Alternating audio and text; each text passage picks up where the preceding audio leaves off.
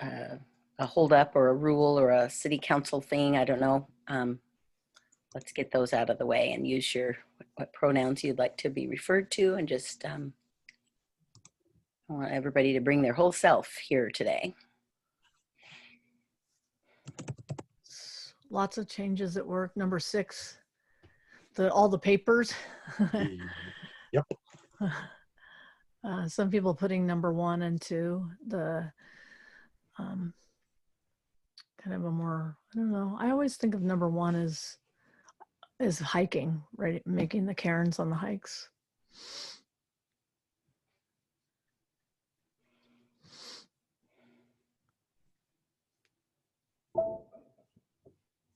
I put number 8. My head feels like it's the inside of a beehive.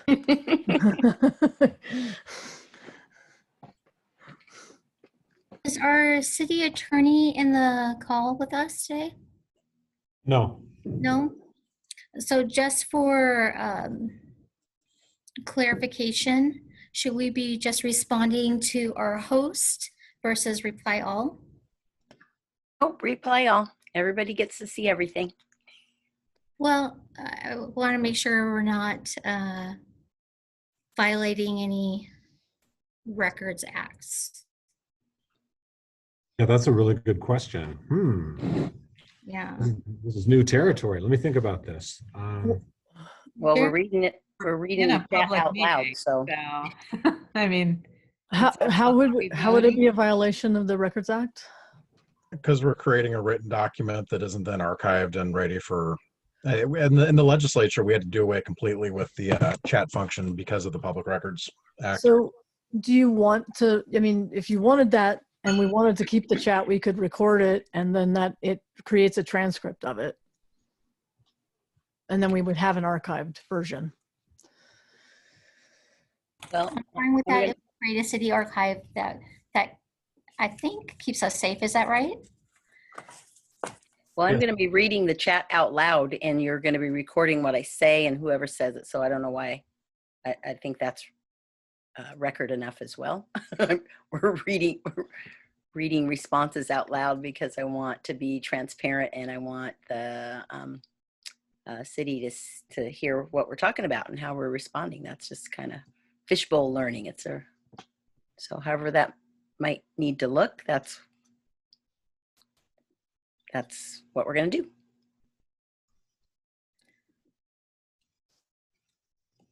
So who's making the call on this one? we just need one of you to tell us what to do. And I think I want to start with the slide I just showed you, Jen, about this is that culture that we are steeped in that right. chokes us off from our humanity, that we can't do anything about. So we can do something about it because we're going to read it and respond to each other and be human today. Jen, did I hear you say there's a way to record the chat? Yeah. If we record the meeting, it will create both an audio recording and a transcript of that. Oh, okay. We are recording the meeting. Yeah, so you'll have a transcript of it then. Including what's in the chat? Well, we could make a copy of the chat. Yeah, maybe we can copy and paste the chat before we end the meeting. Yeah, and then you can just put that with the transcript of the audio recorded meeting. Yeah. Okay, let's do that. Let's copy and paste the chat before that meeting finally ends. And Rob, that's something that we can set up ahead for our council meetings too, as a CC closed caption checkbox you select before the meeting starts, and it develops a transcript that can be translated to many languages as well once it's posted. Cool. With the footage. Cool. I saw that feature on a webinar that I was on earlier today, where there was a closed captioning option. Yeah.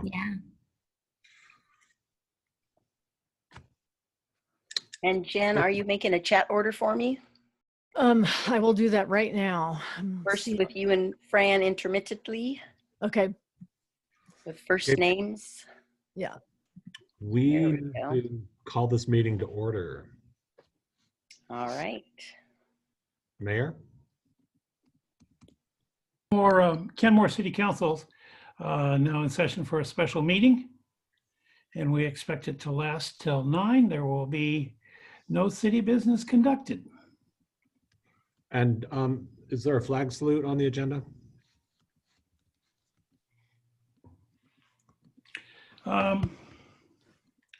That's a good question. I didn't turn the agenda on. Yes, and a I roll can do call that. and an agenda approval.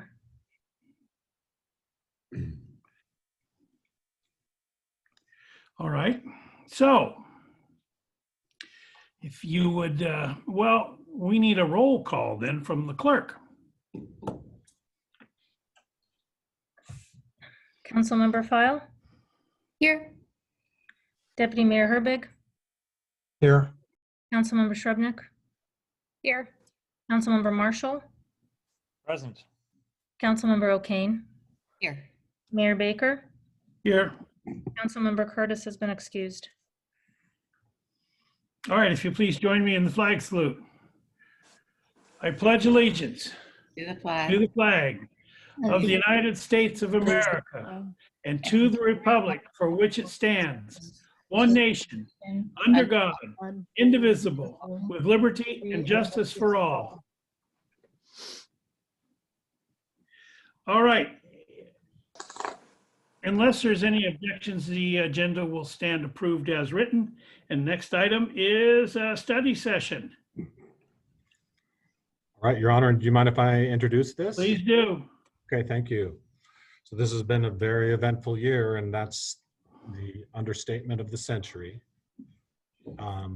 including what we saw throughout the year on the public outcry against systemic racism.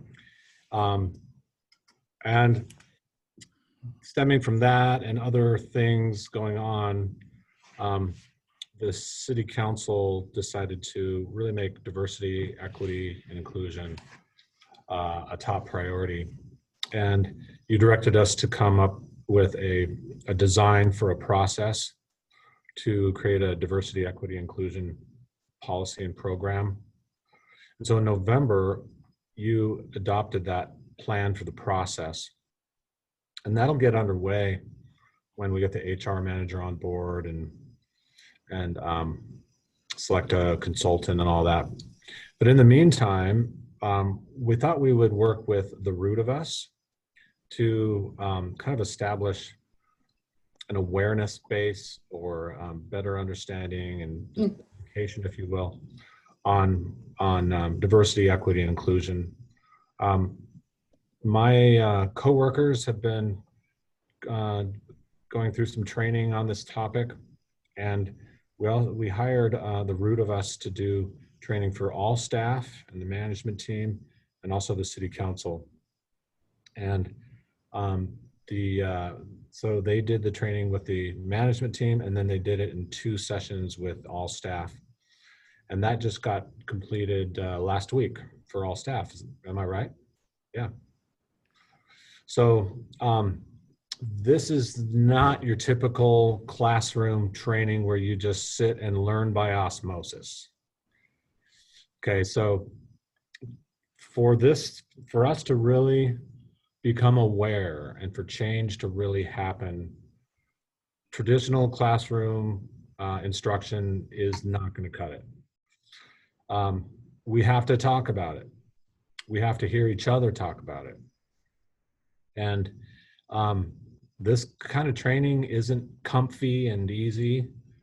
It makes us stretch. It makes us uncomfortable. It makes us think. It makes us process. So be ready for tonight. Be ready to participate. Be ready to think. Be ready to be uncomfortable. And you're in good hands. You've got great trainers. They've been doing a great job with my staff. And we'll also have a little fun too, don't you think, for now? Yeah, Rob, I'm like, you're ruining it. You're making it sound like you're making it sound like a big heavy thing. I'm like, the last two trainings, the 3 hours that I spent, everybody said, "Oh my gosh, we could have kept going. Is this all we need more? Gosh, I just got it. We just got started." I'm like, y'all, it's been it's been 3 hours. Like, but that went so quick, it wasn't enough. So we're gonna be fine, Rob. Yep. You're ruining it. Come on. I better stop. You set the bar low. Oh my goodness. And you didn't even get any of the homework, so it's even going to be more fun. And thank you for that. And I'm glad you're staying. So again, I feel familiar to this group right here. I've been kind of been with y'all a lot. And so, which is one of the reasons why I wanted to share this type of experience with you. And so again, my name is Fernell Miller, and I'm co-founder of The Root of Us. And I have my partners here today, Fran Davidson from Practice and Dr. Jen Self from Brick 13. And we have been doing this work, combined with the 30 years I've been doing it and the 40 years from Fran doing it and the 30 years Jen. So anyway, we've got a lot of experience between us. And we love to do this generational learning and teaching experience as well. And so what I sent home, and I'd like to share the screen real quick so I can share with you what's going to happen in the 3 hours, and then we'll come back and start and dig in. And so all the groups, the city management team and the city at large who works here, the employees here, got an anticipatory set or an activity to think about as they came to meet with us. And that was a document that we just did a few questions, and I'm going to be asking you these same questions.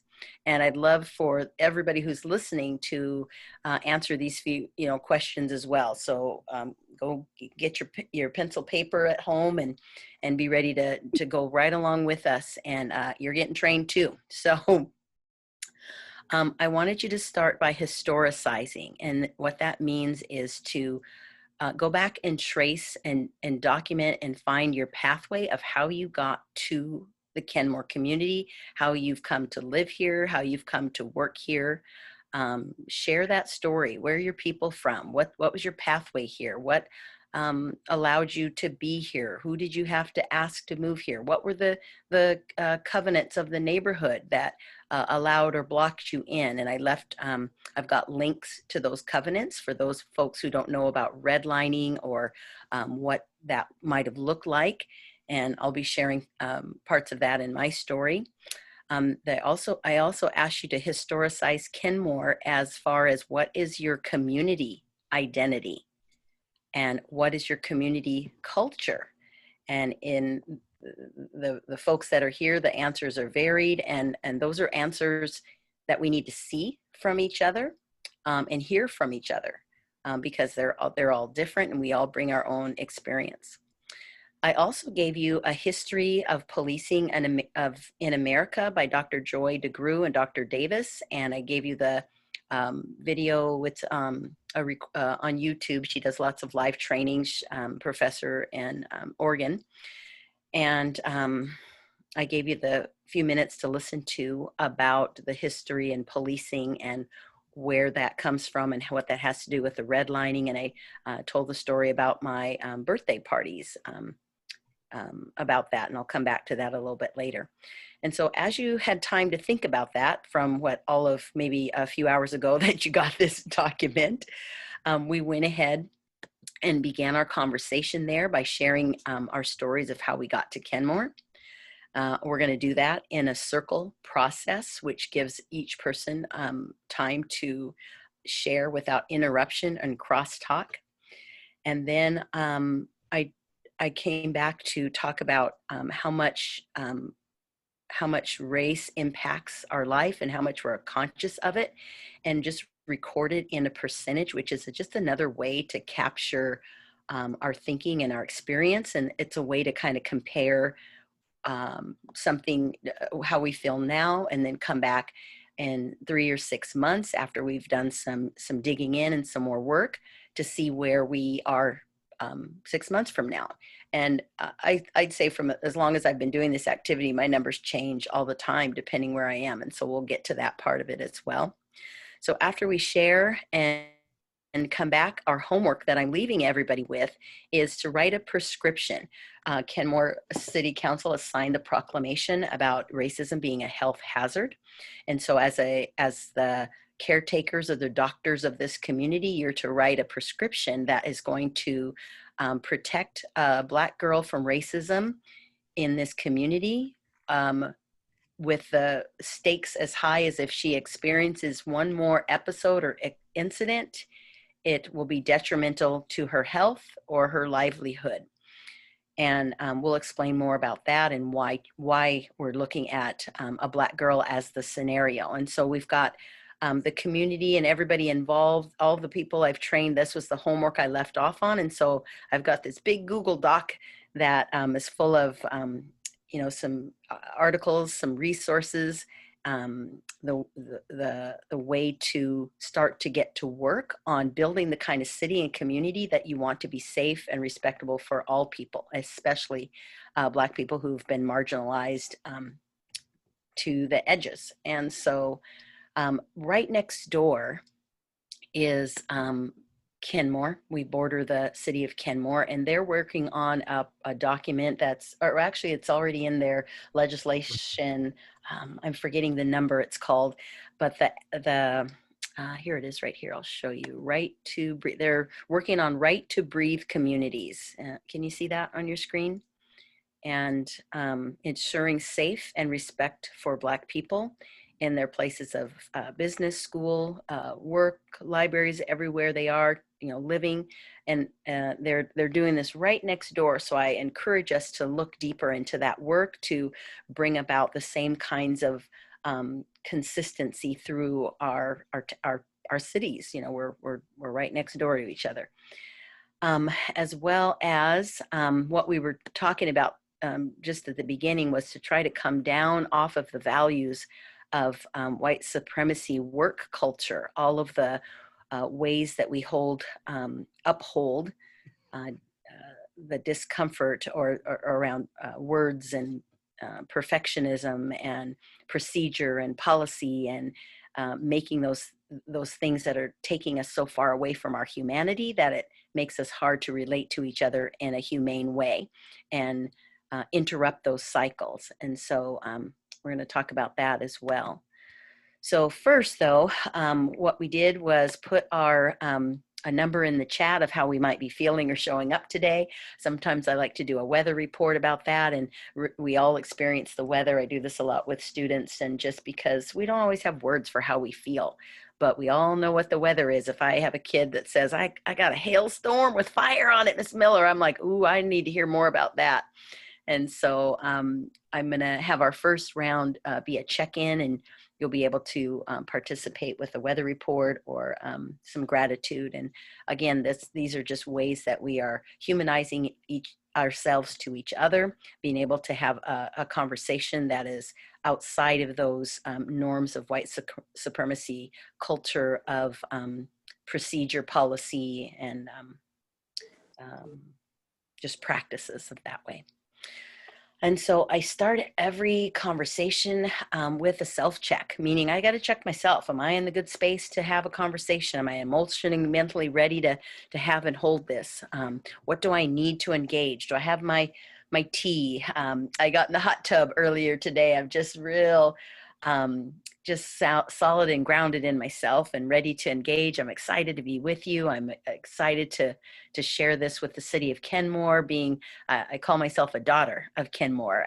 I've been here since I was 7, 8, 10 years old. And just the way I experience your city is beautiful, twisted, just exciting and scary and all of those things wrapped up in who I am. I'm kind of like a walking document of data of Kenmore. And I've waited a long time for somebody to ask me, how is it living here? Who would I ever share that with? Who'd want to know from a Black girl perspective, what's it been like living here all this time?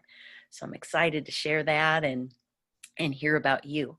And it's an invitation because I have to ask you, would you like to hear about how I experience your city and you and all of that? Because I sure like to hear that from you. And so it's a two-way conversation. And by saying yes today and showing up for me here today, it means we can have that kind of conversation. I'm not going to be standing up here and lecturing about a lot of things, although I'm talking a lot right now, introducing. It's a two-way, and we're going to have a great conversation. And I acknowledge that I'm not the expert at all of this. I don't speak for all Black people. I don't speak for all women. I don't speak for all DEI consult. I just know that I have a lot of experience in this town being a Black woman, and I think you have something to learn and hear from that, just like I have something to learn and hear from you.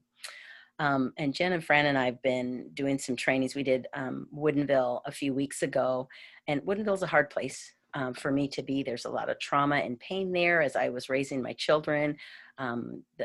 There's the things that I didn't realize that triggered me until I went back there. And I found myself in such it hit me in such a visceral way, like I had to pull over and I couldn't drive. I had to pull over and breathe. I was nauseous, sweating, getting close to my old house where I live because my mind couldn't wrap around what was happening while being in that space. And it was real difficult. And so when they asked me to come and train in Woodinville, my hesitation went up, but I know that if we don't go to those hard places, we don't get the healing from that trauma. And that's why, we all are walking around avoiding and hurting other people because we're in that pain. But if we would open ourselves to go into that place where it is hard, then we can get that healing because they were able to hear what was traumatizing for me to be there, as well as me to hear them. And so that allowed us both to hear in a different way, listen in a different way, feel in a different way, and make a bridge of ways to move through that place and through that town. And so I'm hoping Kenmore can be that healing for us now. And then I always like to clarify what we're talking about, terminology, definitions. So we're not talking around each other, through each other, past each other. I made a field guide, which is a navigational tool that helps us know where we are in the racial conversation and why it might be difficult. I'm talking about structural institutional racism, and you're like, what is that about? I thought we just need to be nice to each other. And so I made the field guide to help us navigate our way to where we are in that map of conversation. So lots of resources there. So do what you need to participate. And I did mention that we're going to be doing racial healing, or just using the circled practices, which is an experience to engage and open our hearts. And it affirms the humanity in all of us. It's an opportunity to have brave space for truth telling and deep listening. There's no space that's just safe for all of us. We all take a risk by showing up with our true selves and all the parts of ourselves. And so I want this to be a brave space where we can actually do that. And I know everybody is listening, and that is even more vulnerable. But that even allows for more deeper healing because of, look at the fish bowls that we're in, and those who are going to get to hear this and experience this and then move with you in a new way because of hearing this. So I'm even more excited about that vulnerability for that piece. And then just to acknowledge that us unconscious bias lives in all of us. We're not born that way or racist. It's taught, it's learned. By age 3 to 5, we know what that's about. And Fran is going to tell us all about that later. So we just need to understand that we're all in this together. We're all hurting from this, and we're going to all heal if we can acknowledge that. And so as we come into our community conversation, these are the shared agreements that, and if you have more, I put those in the chat. If there's other things that you need while we're in this space, that's welcome and wanted. But I start us off by just saying we're going to stay engaged. We're going to listen from the heart and listen with respect. We're going to leave lots of room for curiosity. I teach my kids starting in kindergarten, I teach them to do the eyebrows up because kindergartners and kids who are growing, everybody who's growing, bumps into and steps on foot and backs into people. They're like deer in headlights. There's always overlapping. And so instead of jumping to the conclusion that you did that, you stepped on me, I teach them to do eyebrows up like, oh, did you know you're on my foot? Did you mean to do that? Just tell me more about that, to give that curiosity room instead of just jumping to a conclusion. So we're also going to speak your truth, speak from the heart, speak with respect, honor confidentiality. I need authenticity and honesty where I am. Otherwise, I can't be my true self. I can't bring all myself. I don't want to leave part of me out in the doorway if I can't speak that. So I want that element to be here while we're with each other this evening. And know that discomfort is how we learn. That's how we grow. I don't know why people get so hung up on, oh, I can't do it right. I made a mistake. I'm uncomfortable. Great.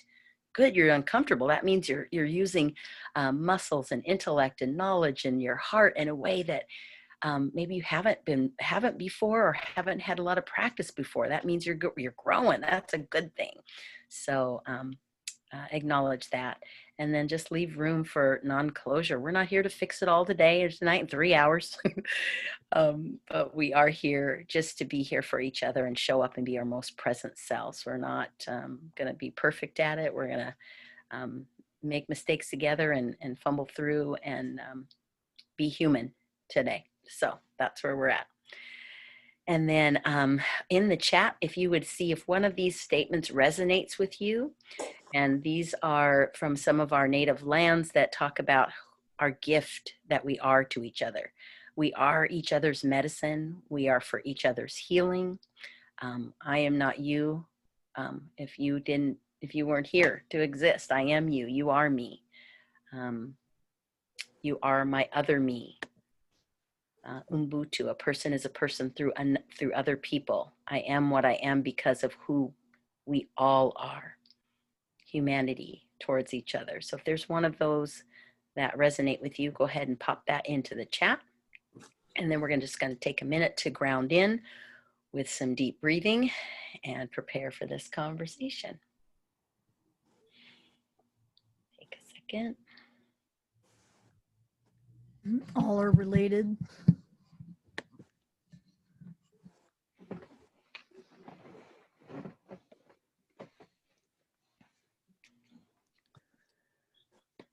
Ubuntu, that one always sticks out for me too. Mm-hmm.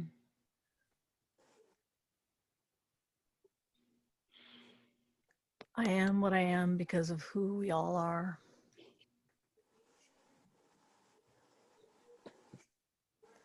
The spirit in me salutes the spirit in you.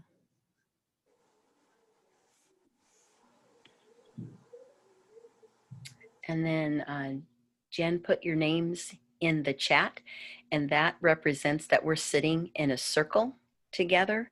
And so when you have had your turn to speak, you'll pass to the person who's next to you in the chat order as if we're sitting in a circle. And we'll use a talking piece, which means while the talking piece is going around, each person is holding. If I had you in person, we would be passing an object, and our energy is passed through that object as well. So that helps us connect. So as we're interacting and speaking together, I ask us to be as present as we can and be on screen with eye contact if as much as you can, and just show up in a way that helps you bring your full self and helps us connect to you and those who are here. And then when I suspend the talking piece, that means we set that aside, and then the circle is open for further clarification or questions or conversation. That's some crosstalk if when we get to those points. But the talking piece is to hold space for you, whether you have words to say or not, but just to recognize that you were here and are here, and that your presence is recognized. And so we'll do that. Okay, are we ready to ground in? Is that chat all done? And I'm so sorry, I don't like talking behind the screen, but I can't see the chat while I'm sharing the screen. So I'll do our last slide, and then come back to you. Okay. The chat So, pardon? The chat is all done. It's all good. Okay. All right, Jen, do you want to do this part for us? I sure will. Okay. We always take a chance to get grounded in and get present. And so if you want to if you have anything in your hands, put those things down. Some people like to close their eyes. Some people want to leave their eyes open. Getting your feet as flat on the floor as you can. And maybe if you have your eyes open, looking at something across the room, and just breathing in and noticing where your body comes into contact with the world. Maybe it's where your body is touching the chair, where you're sitting in the chair. Maybe it's where you can feel your breath become part of the world rather than part of your body.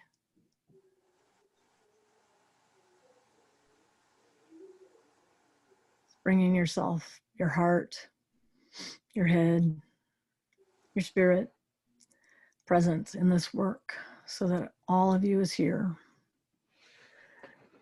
And then coming back to this group, being ready to get going. Thank you. Okay. So first round, we're gonna do a quick check-in. And oops, here I am. I like to do my screen off when I'm grounding in. So anyway, we're back. And we'll just do a quick round to just practice our chat order and just to hear our voice and to check in. And so if you'd like to give a quick weather report, how you're doing, or talk more about the picture that you put in the chat. Or if you have a talking piece and want to share about that, just to give us a chance to say how you're showing up today. Or I don't know, I keep saying today, tonight, you know what time it is, but anyway, just a quick check-in. We're not diving into the big questions yet, but just want to just see how everybody is doing. And so, let me check the chat order, and Jen would bring that down there. Okay, and I'll start, and I'm just going to share I have a talking piece, which is a rock, and it is in a heart shape, and you just don't even know how in love I am with heart-shaped things, but to find a rock, oh, I found this on the beach. It was my happy day. And look at how unique this one single white line is, consistent all the way around. It just reminds me, I'm going to say, of my father's work, because I'm always learning more things about him as he's gone. And I've learned more about my father digging into the background of the city of Kenmore and realizing some of the work that he was foundational in. And, when you're a kid, you don't know what your parents do. They just go to work, and so finding out about the real work that he did just warms my heart and brings it full circle and grounds me in who I am, because he's helped me unlock so many doors, and my mom too, and just the way she shows up in the world and in life, and learning more about her. And my mom still lives here. She's 88, living up there in Uplake, and so I'm just grounded and rooted in the heart of my parents, my ancestry, my history right there. So, and I pass my heart to Nigel. He's on this side of me. Can you feel me pass it to you, Nigel? Grab it. There you go. There. Oh, that worked good. Nice. Beautiful. Just do a check-in with you. Yeah, I had a good day today. I'm in a good place, I think. We're entering the very busy time for my day job. So I finally set up my home office with all of the multiple monitors and all of that stuff. So that's both a good and a bad thing. But all in all, I think I'm in a good place today. I'm excited to see what happens tonight, see what we can learn tonight. and kind of compare it to in my day job, we went through one of these a few months ago too. So it'd be interesting just to kind of see how the experience is different Yeah. and the same, and it's a constant process. So Yes, it is. Good. Thank you. And thanks for I'm being going to here. pass it over to Karina. Yes, Karina. Way to pass. I'm going to start with the image I connected with when I first came in, kind of storm connecting, with the stacking of the rocks, because I'm needing that peace and that serenity, and the walking with your children, because I'm feeling torn between home and work and school right now. It's my son's birthday. But sometimes as single parents, we have to do everything and spread ourselves thin and do the best we can and smile together, bring joy and move forward. Never enough. Yep. I hear you. But thank you. And this is the busy time of my quarter. It's the very last day of the last 24 hours of my public health program. So the final big push. Woo! What's that? No sleep till Brooklyn, right? But I love this community, and I love where I'm at, and I love each unique neighbor I have. And I first came into this community by am I jumping ahead? Yep, you're jumping ahead. That's the second part of the story. Wait a minute. I'm gonna let go and I'm gonna pass off to Deborah. All right. Good catch, Deborah. And I need to unmute. Yeah, no, I'm in a pretty good space. I'm settling into my new job that I've been in for 3 weeks, and enjoying having some direct contact, helping people with getting their rental assistance, which is I haven't done direct work in many years, so that's kind of fun, and it's it's nice to be helping people directly. And let's see, I think I'm in a pretty good space tonight. So I checked off the snowy skiing picture, because that is totally where my head is. It's like, okay, I'm trying to figure out what's the first day I'm gonna go. So yeah. Nice. Thank you. And pass to Jen. Me. Yeah. I'm my weather is like I always called them dust devils, like those little tiny tornadoes that like touch down, the little ones where there are a bunch of them. That's what I am. that's my head right now. So it's just mini dust devils. So get my shop back out. Yeah. What's that? Get my shop back out. Exactly. So that's what's happening for me. And I'm looking for some clearing. I would like some settling in there. But that's all. I am going to pass to Joe. Got it. Okay. Thank you, Joe. I think I feel fairly placid tonight. That word just came into my head somehow. I'm a public defender. I don't want to get too much into it. Up in Everett, but there've been so many changes lately, and like the last, I don't know, month or so, things have seemed to settle, and so I'm almost feeling right now, and up until today, things are kind of settling into some kind of near normalcy, and my kids are, experiencing new challenges with school, for sure, and sitting in a room all day staring at a screen. Yeah. And that's got definite impacts, but we're talking about it. We're moving through it. So I feel pretty placid, pretty ready to be able to deal with things tonight. All right. Glad you're here. Okay. And then Rob. Got it. Good catch, Rob. Oh, unmute, Rob. Can't hear you. I chose the crew picture where they're rowing together because I'd like to think we're all rowing in the same direction. Mm-hmm. Our shell house that we're building for the community is almost done, so that's cool. Yay. Can't Yeah. wait to see it. Yeah, the school district will get to use it. But also feeling a lot of gratitude because this is probably the one week, maybe the only week in my entire career where I've had 2 finance directors. And Woohoo! yeah, you can get a lot of checks written when you got 2 twice as much.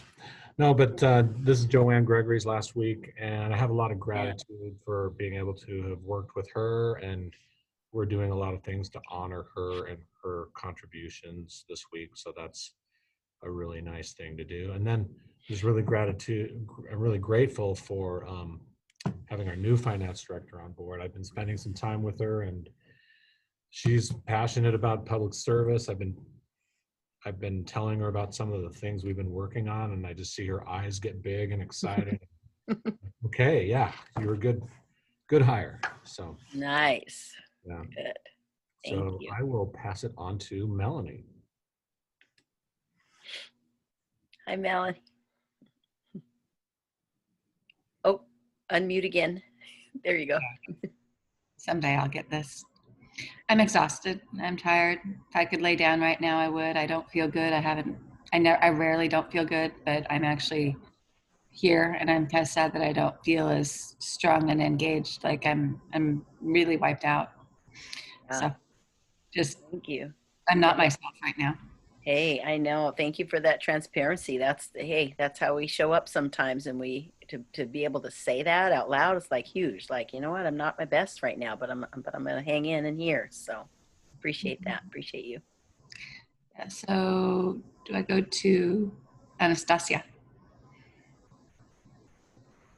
Sure, I'd love to, but I do want to connect with Rob and ask if that's his preference that I participate with you all tonight.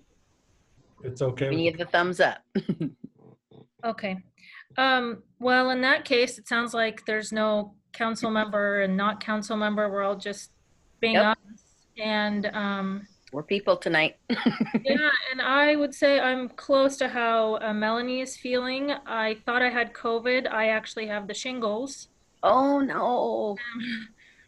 Oh, wow. Which is really irritating because I am not 72 and generally in good health.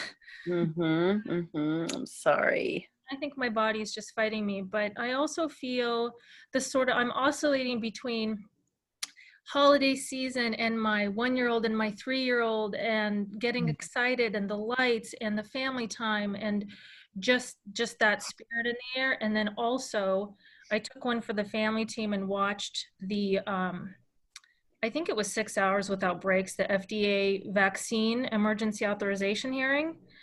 And now I'm just digesting and processing and seeing how I feel about that, because that's going to change the face of the United States in a lot of significant ways. I think I'm just maybe cognitively tired and a little physically tired, but excited to see obviously all the council members and everybody here again. So. Thank you. Thank you. Hope you're feeling better soon. Thanks. Let's see. We are passing to Fran. Fran, you're sort of diagonal from me, so I would almost. Yeah. Yeah. Thank you, Anastasia. It was so good to meet you the last time we were together. I'm going to check in using a piece, a talking piece that I forget. I wear this all the time. It's actually under my sweater or on top of my sweater or on top of my skin. And it says, fight hate and understand privilege. And I do that. And on here, on my chest, I have a badge that says Black Lives Matter.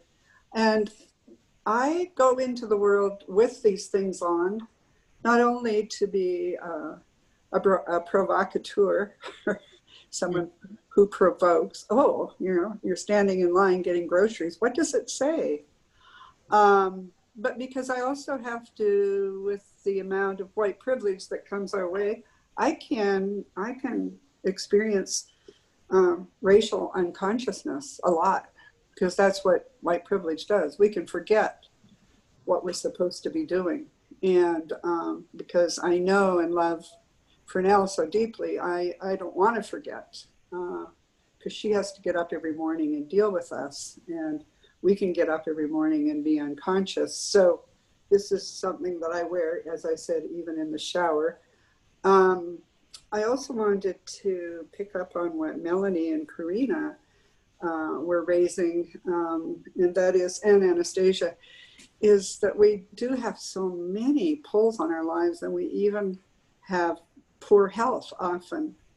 But I also was reminded by my dear friend Fernell that you just keep doing it. It doesn't matter. It doesn't matter. You just have to keep doing this work. And if white folks kept doing this work, guess what? We could dismantle racism. It's a given. We just have to get up every morning and remember that that has to be a priority. And I pass to Mayor David, whose Thank face you, Fran. I Appreciate can't you. Hi there. Hi, David. This is my talking pig. Oh, hold it closer. I can't see. Hold it closer. My talking stone. Oh, it's beautiful. Yeah. Ooh, tell us about it. Oh, nothing to tell about it. This just gives me the wisdom to talk. Yeah. So, yeah, I'm feeling great. I woke up this morning, I had a wonderful day, and I'm really excited about tomorrow. I'm Nice. excited to wake up in the morning and see what tomorrow holds. That's always a good So, thing. that's where I'm at. Thanks. All right. Well, thank you all for that. Just giving of yourselves. That's, it takes a little energy, as you can see. It's like you have to, to show up and be yourself. That's energy. So let's hold each other in that and keep going. So the next part, I just want to share the screen again. And what I'm going to do is tell my pathway and how I got to Kenmore. And I want to remind you that in your story, you're talking about all the things that you can remember from your childhood to now. And no, I don't need you to name all your childhood friends on the way and and all of that.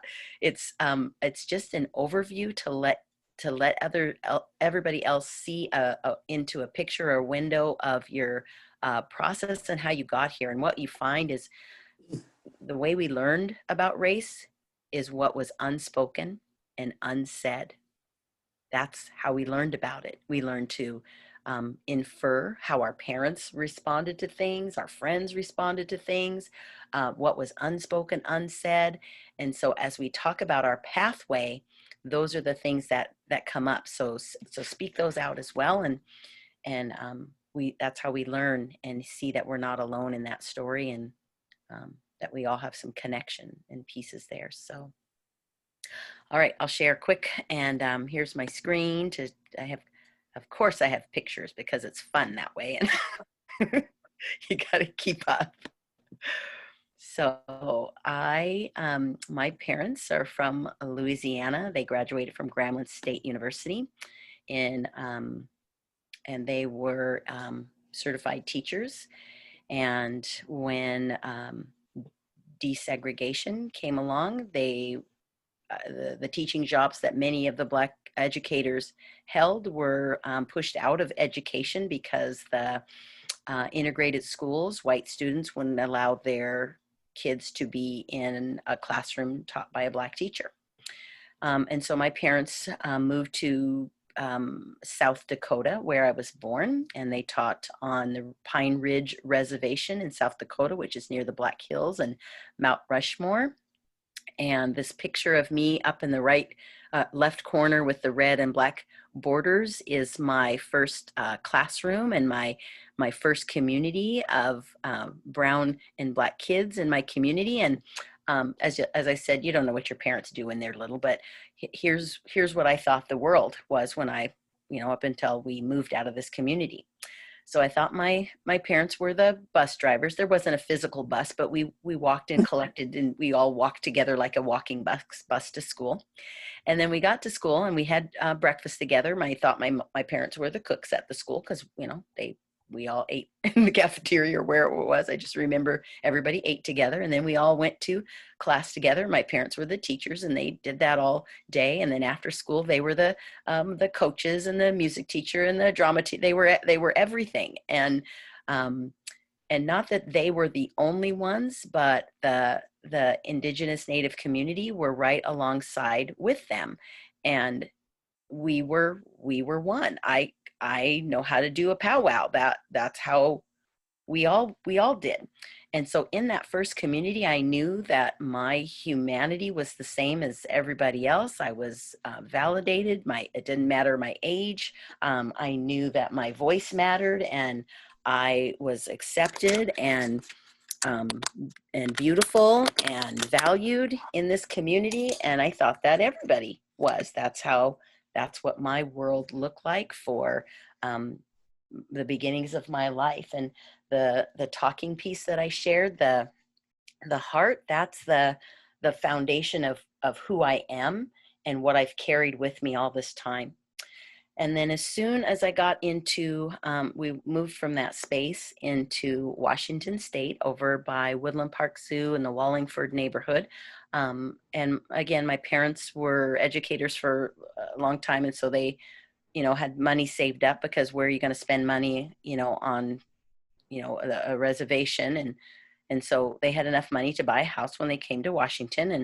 And we were met with the red lines. And so areas that my parents needed the space with, I have six brothers and sisters and a dog. And so to buy a house that had enough space and some yard and dog, we were blocked from neighborhoods where we could have a house that was bigger in the place where where the diversity that we wanted, to live near people of diverse backgrounds, and that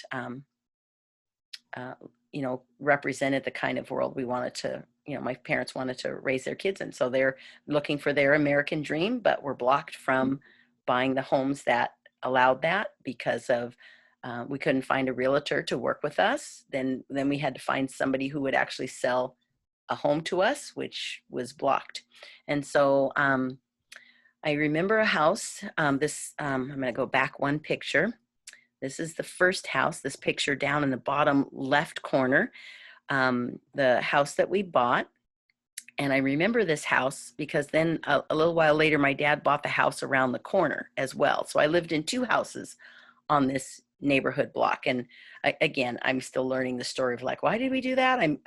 When you're young, you don't know what your parents are doing. They're just doing that.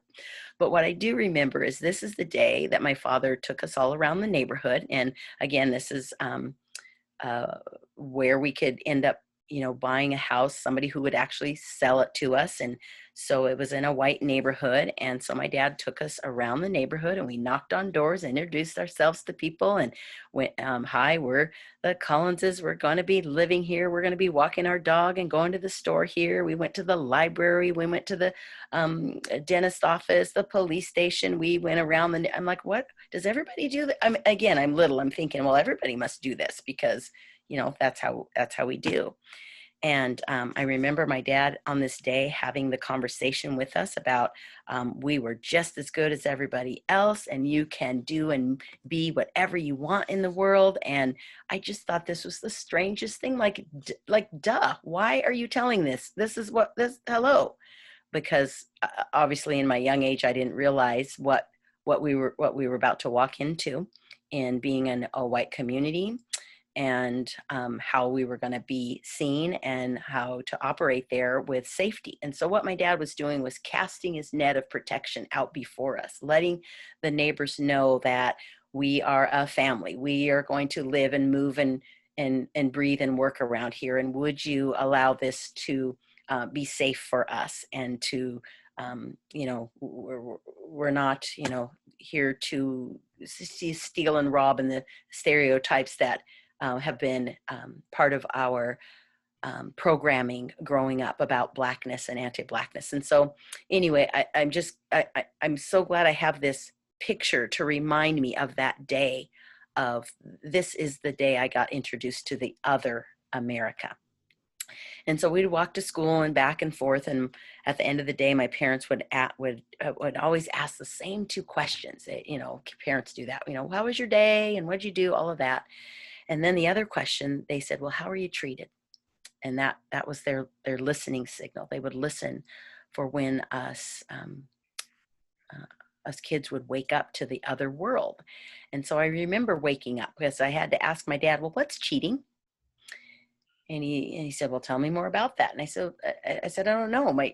I'm in trouble. My teacher threw my paper away. She's called me a cheater. I'm like, what is that? What is it? And so my dad explained to me and says, well, your teacher thinks that you're taking answers from other kids' paper and putting them on your paper. Because I said I finished first. I don't know why. I'm like, I like the answers in my head. Why would I want their answers? What a stupid thing to say. You know, so, and my siblings would come home with new names like thief, liar, troublemaker, you know, all these things that like, what is that? Because of what had preceded in the programming and stereotyping about Blackness and how we perceive what Black people do or are. And so we're waking up to this other America that white kids get treated this way and Black kids get treated this way. And so we learn very quickly that, this is how you are going to be treated. So now that's why my dad was walking around. That's why. So all these dots start to connect. And so as our family grew and needed more space, we needed another home, which brought us to Kenmore. Again, we tried to go to Seattle and get that diversity in our American dream, but we're blocked by red lines and guided the other way. And so the house that my mom is in now is in Uplake. And I remember the redlining there. We had to find someone who was willing to sell their home to us. And the folks who did that have actually come back around a few times to check on us or say hi. They moved to California. They were, excited to sell our home. They knew that they were going against covenants of the neighborhood, which didn't allow Black families to have ownership of housing. You couldn't live in this neighborhood unless you were domestic help. You were blocked from, many things. And I think I put the link to the covenant in the document there to share. And we began our life in Kenmore. My mom has a bottom drawer. I'm visualizing pulling out that bottom drawer and all the documents that they had to produce to be able to have us move in the neighborhood. What's all your kids' grades and their name, and have they, it's like a resume on each of us children.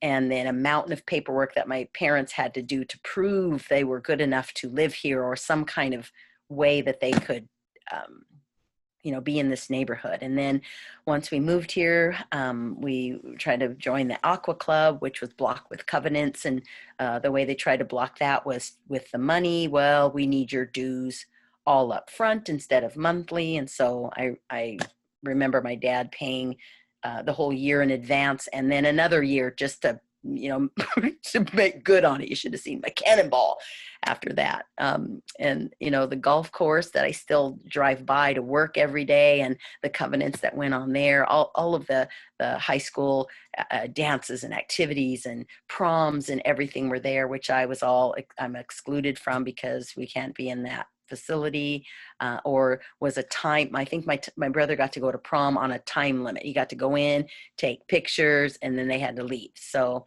all of those things that are part of how the covenants worked and how the codes worked were blocking who I could play with, how I moved around the neighborhood. And I was expressing to somebody, I said, gosh, I just had a birthday this year. And I just realized for the first time, like, I've never had a birthday party outside of my family. Because if I had a birthday party, who's going to come? And then I wasn't ever invited to anybody's home to do that. And the few kids who could come over or see kind of did it in secret. And so it's not it wasn't a way that I could mesh and have belonging in my own community. And so you see these pictures of me. This is my hyper visibility, meaning I stand out like a raisin in milk, and yet I'm invisible. The only times I got to be visible were in these sports pictures. Like I could be useful. I could help your team win. I could, be on your team. But outside of that, I wasn't invited to, just kid normal things growing up. I get to go to do a few activities, and I'm so thankful for the friends that I do have and did have then. And it just reminds me of how much I was locked out of. And I can show up big. I've navigated white space a long time. I, can be positive, all of those things. But at the core is I've lived in this community for a long time without being included. And my mom's 88. And this is one of the first years we've even been able to talk about it out loud. Do you know how long I've been waiting to talk about this? And it's not a talk that is easy to have, but it's necessary. And I'm emotional about it because of the relief to finally be able to share with you and say what's happened here and what's still happening here. The kids that I teach in school, their parents are saying the same thing that my parents said 40 years ago. They're still having trouble with belonging and being believed and navigating the neighborhood and the stores and the services. And that's hard. That's really hard. And so I came back to this neighborhood after graduating through the schools that were so exclusive and excluded me. I came back to disrupt that and help that and shake the stupid off of it. Like, come on, look, we're people. This isn't hard. And so I really work hard on that community identity, our individual identity, and knowing that we're individuals and human to each other, so we can relate in a different way instead of blocked by the mountain of it's a culture, it's white supremacy culture that has to it only survives by the bricks you put down at the foundation. And then you stack up all of the intolerance and indifference and ignorance on top of each other. And that's how you get a mountain of that's so hard to break through. So I'm so happy to break open and talk about that and unpack those bricks and toss them aside, because we all want them gone. We all need this healing. And so I'm happy to start the conversation with how I got to Kenmore and how I've navigated this space and how folks are still navigating the spaces. And so I'm grateful for Kenmore to start this. I was in disbelief last summer about the proclamation for Martin Luther King. I had no idea that Kenmore was one of the places that didn't recognize or acknowledge that or celebrate that. I thought that was all, all over. I hear about it on the news. We do it in school. We celebrate or recognize or honor. And so for the town that I've lived in for so long to just now to recognize that, boy, that hurt. That really hurt. And I'm happy they did it. I helped do it. I was on board and in the room, but dang, I'm 59 years old. Why'd that take so long? Why aren't I living in a place that can recognize the contributions of Black people to the world? And so that's why I thought of your homework tonight is your prescription of I don't want any more harm to come. I don't want it to be in my city, my town, my community, my neighborhood. I want to work with people so that that doesn't happen anymore. There's no reason for it to. And I don't want little girls and boys to grow up like that, being excluded, almost human, almost important, almost validated, almost visible, almost seen. I want them to have a whole, full heart like this, to be able to hold and protect them for that. So those are some of my stories. I could go on and on, but I'm going to stop and pass to Nigel to talk about how he got to Kenmore and just what you learned and how you process some of all that too. And so let's just take a breath though first. Sorry about that. We're in a small intimate group. I kind of went longer than I usually do, but thank you for letting me share that. Thank you. Okay, It's a Nigel. tough act to follow. I was born in Seattle. My parents are both. My dad grew up in Pasco and then in Seattle when his parents moved over because of my granddad's. I think his station got moved in the Army or reserves or something, and so he ended up over here. My mom is from LA and moved up here for school for a little bit and then stuck around here. They were able to, when they were 23, neither of them having a college degree, able to purchase a house in Wallingford, which looking back at that now is kind of astonishing. I think they paid $32,000 for their house in Wallingford, and I haven't looked at Zillow or Redfin on it in a while, but my guess is the Zestimate is $1 million plus at this point. It's a retirement. That's why my parents bought two back then, so we were good neighbors. You could have seen the future and seen the real estate boom. Right. We actually. So anyway, I grew up in the area. I grew up in Seattle. We were lower middle class, probably. You know, it's hard to tell when you're a kid, kind of where you fall and all of that. I was lucky enough we got a partial scholarship for a local private school kind of up the hill from where I was in Wallingford at the Good Shepherd Center. And I was able to go there for first through third grade. My parents still had to scrape together $300 a month, which looking back in early 80s money isn't insignificant for them, for me to go. And then I had to stop going because they only had one scholarship for our family. And my sister wanted to get a couple years in there. So transitioned to public schools, Latona Elementary. And I think my first real experience with a large group of kind of being in a diverse group was probably actually at Hamilton Middle School when I moved there. It was the early 90s. Busing was still definitely happening. You know, my choice schools that I could get into were either Washington in the South End or Hamilton in my neighborhood. And so half the school were kids bused from the South End or the Central District up north. And that was eye-opening to me. We had gangs in Wallingford in middle school, which is still something I look back on with a little bit of disbelief. I mean, it was the 90s. It was kind of the height of the Crips and the Bloods and all of that sort of thing. But up until then, you know, I just seen the headlines in the Seattle Times or whatever. And, you know, and I was also a kid. So, and then I had friends that were actually jumped into the Crips in 8th grade. And that made it a little bit more real for me. In Wallingford, it still blows my mind. I went to Ingram High School up in North Seattle. Looking back, I realized that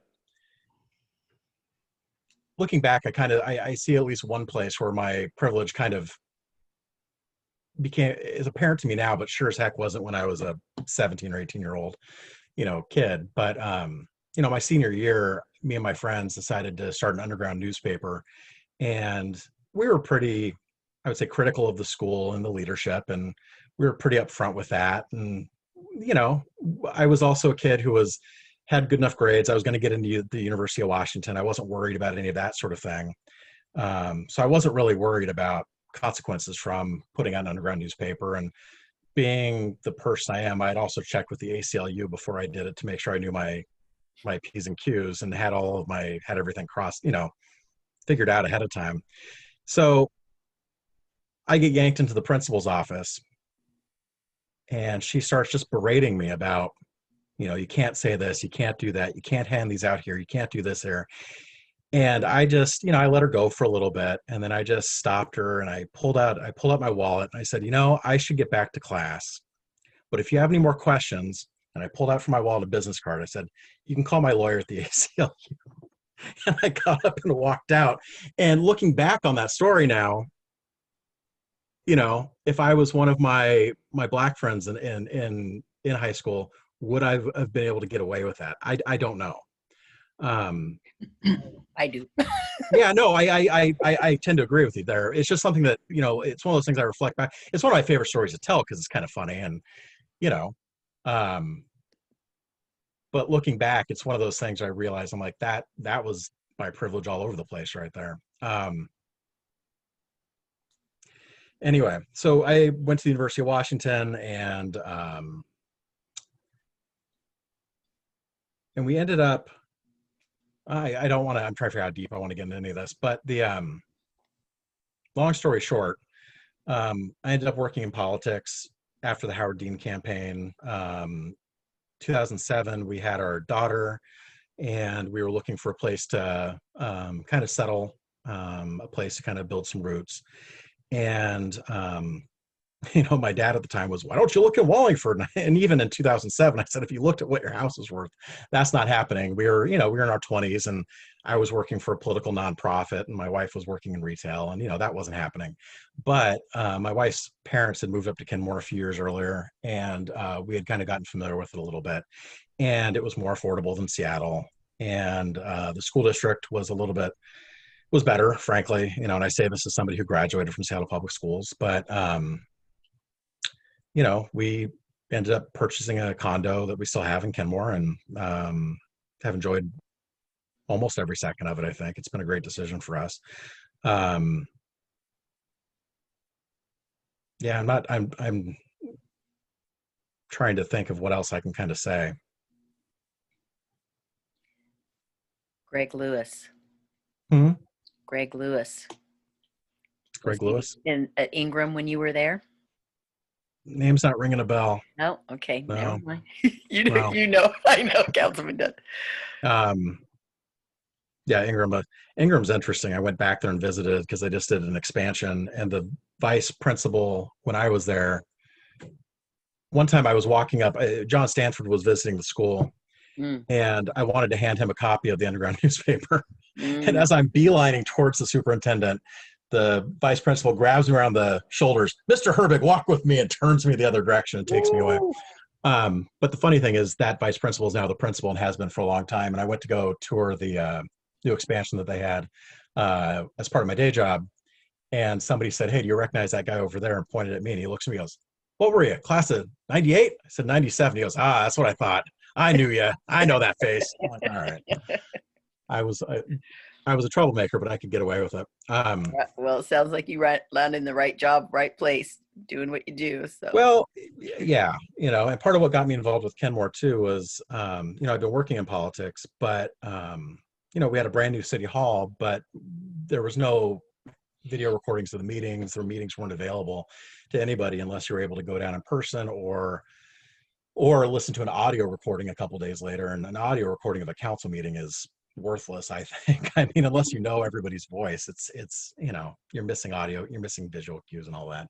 So me being the troublemaker I am and living across the street from City Hall, I started bringing my laptop over and sitting in the back of the meetings and live tweeting the meetings for folks who couldn't make it to the meetings. And I got a couple hundred yeah, and that was my way of kind of starting good trouble in Kenmore.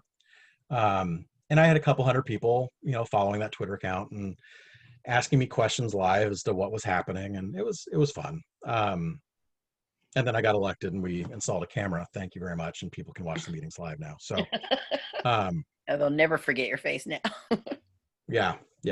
So anyway, that's my story of how I got to Kenmore and why I'm still in Kenmore and why I'm hoping to continue to grow in this role and continue to make Kenmore a better place to live and work. I believe government can make people's lives better I think government should make people's lives better, and I think politics is how you make that happen.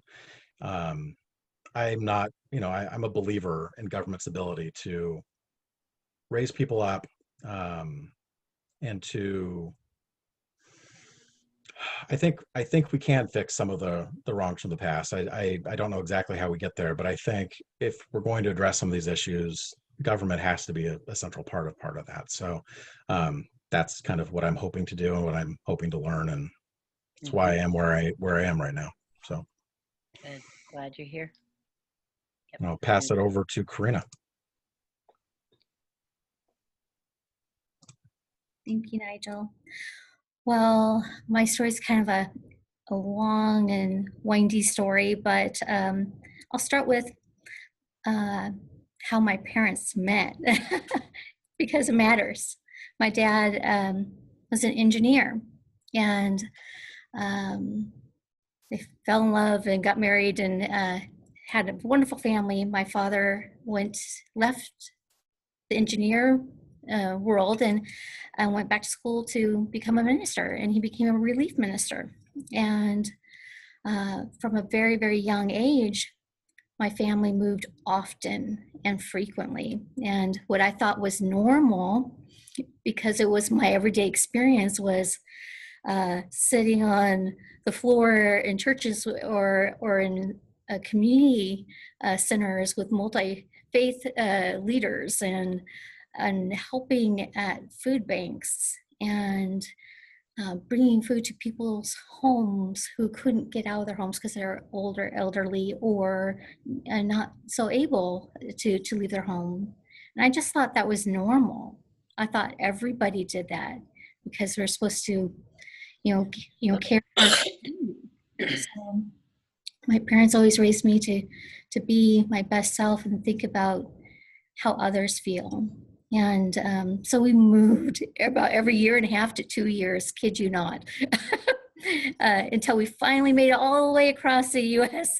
and then landed in Washington. And I graduated from Bothell High School my senior year. And when we had moved up to Washington, I thought, where are the Black and brown people, Dad?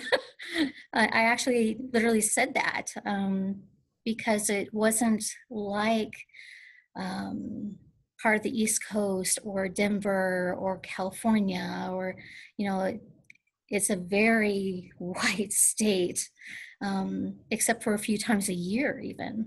And it's changed over my 30 years of being in Kenmore. But I had to leave home to go to college because college was for my brother. It wasn't meant for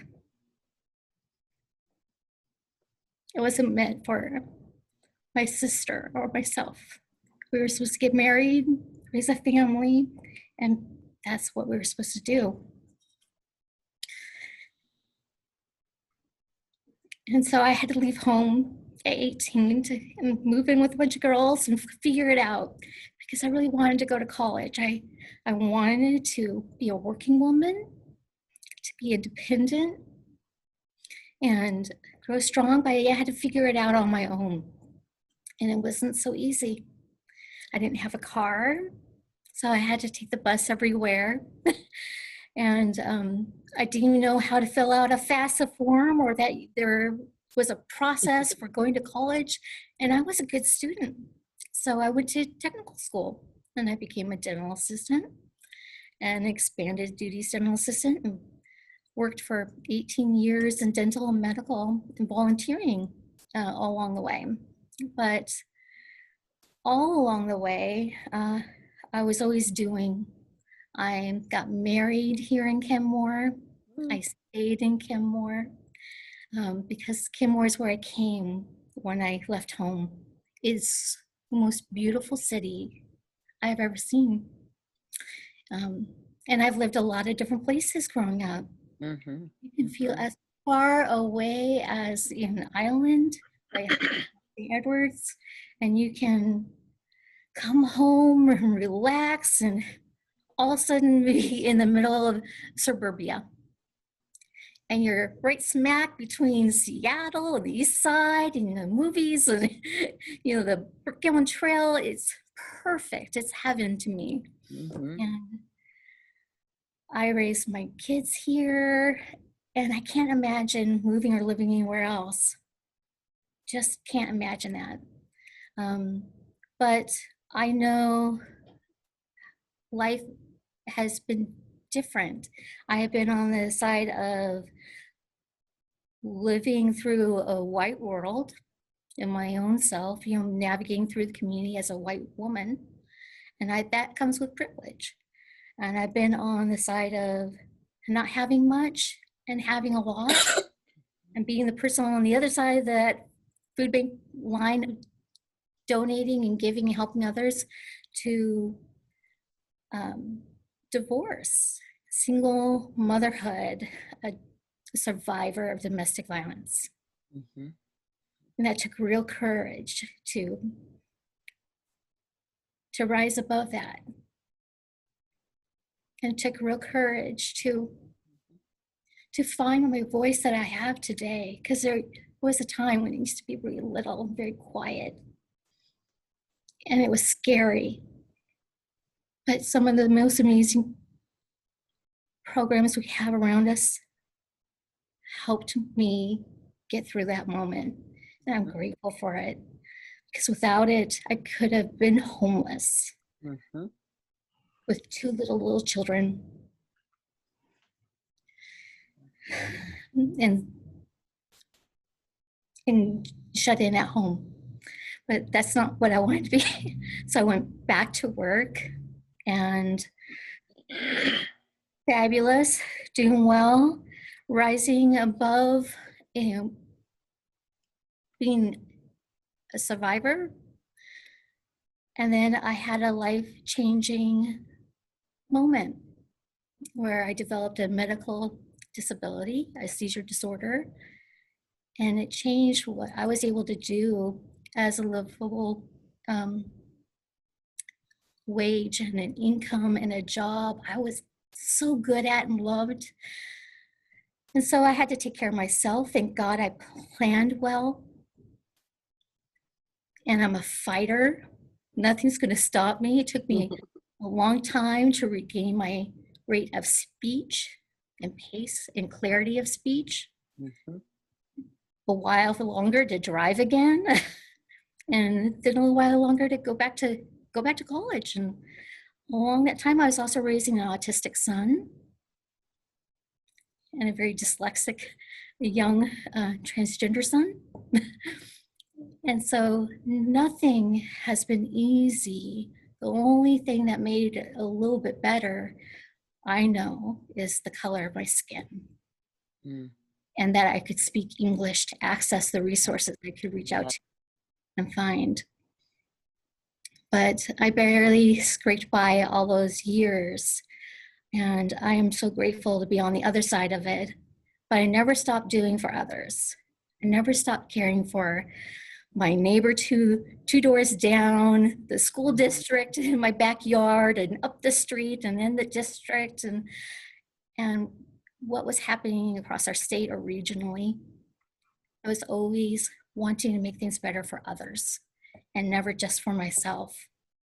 And that's how I eventually found myself navigating towards politics. I had never thought of that for myself because college was not for me. Right. But it is. And I went back to college. Many of you know. I did that also in the midst of campaigning. And I just finished my behavioral and social health services degree and health program. So it's just a new beginning. Nice. Thank you, Karina, for sharing all of that. We needed to hear that. Thank you. There's a lot of hope to people and recognizing that privilege and what it was wrapped in, the color. Thank you. Pass to Deborah. Hello. So let's see where to begin. So I am from Nobody's Washington. told me where their people are from yet. Where's your people from? Where's my people from? Yeah, so my mom was born in Cincinnati, my dad outside of New York City, but they both came to Seattle, you know, fairly early on, and they met in Seattle. And yeah, and I was born when we were living in Lake Forest Park, which is, well, certainly at that time, even more white than it is now. When I was 5, we moved to Wenatchee, and that was kind of my first experience with any sort of diversity. And at that time, in the late 60s, early 70s, there were a fair amount of Hispanic families, but at that time, there was no Hispanic, virtually no Hispanic middle class. It was, I mean, these were mostly migrant workers. And so the idea of race and class was totally correlated. I mean, there was no, they were inextricably linked. We moved back to this area when I was in 5th grade, moved to Kenmore. And I think for now, we went through school at the same time. We're only a year apart. So we were at Inglemoor at the same time. I went to Arrowhead for 2 years and Kenmore Junior High and then Inglemoor. So we were definitely within one year. Recognize those pictures, huh? Yeah. Yeah. I looked at that. It's like, oh my God, we were there at the same time. Are you on my team, Deborah? And so what I remember from Kenmore is it's pretty darn white at that time. You know, I mean, Fresnel knows this better than anybody else. Very white. Yeah, my background is Jewish. And so, there were probably maybe, you could count them on your hand, the number of Black families, and you could count them on your hand, the number of Jewish families. I mean, there's and we lived next door to each other, my neighbor. Yeah. So we were. Oh, maybe. Yeah. But I mean, that was my experience. I kind of think of, race and ethnicity and religion, at least for Jews, is kind of the same. People think of it as an ethnicity. So, kind of a little bit uniqueified, not denigrated. I never felt that people saw it particularly negatively, but just oddly. Even more so in Wenatchee. In Wenatchee, people hadn't heard of Jews. At least here, it's, it was like, oh, well, that's different. So there was that. Let's see. So that was when we started living in Kenmore. Went to school here, went to UW, met spouse, went away to grad school, Vermont, and which is even more white than here. Super white. And then when we came back, we actually, because my husband was always going to work on the east side, he thought, and he did pretty much. And then I was working downtown, so we thought, well, why don't we settle in Kenmore? And we had, and this is a privilege issue. I inherited half of the house that we currently live in because my mother had passed away when I was young, and so the inherited wealth came directly to my generation from my grandmother. So we live in the house that my grandmother lived in, and that's super privilege. Yeah, I mean, in terms of redlining, there wasn't for Jews in Kenmore, there wasn't any issue, but certainly in parts of Seattle, there was significant redlining against Jews. So the history of the community. So we came back in 92, been here ever since. I've been involved with Kenmore since, heavily since pre-incorporation, involved with the incorporation and many, many other civic responsibilities over the years. And I'm in the history book. So, let's see. Yeah, so that kind of covers it. I mean, community, I did well. And then we had our daughter in 98. And I just think, wow, Nigel, you are a lot younger. You said something about 98 is when you graduated. It's We're like, finding whoa. out a lot about each other, huh? But we had our daughter, and then I remember, and she went to Kenmore Elementary. I had gone to Arrowhead, and you know, Kenmore Elementary services the little heart of Kenmore, which is the only real diverse area. Mhm. And I remember in elementary school, her closest friends, she has in fact a beautiful picture still in our home of her and her 4 closest friends, and it was literally a rainbow.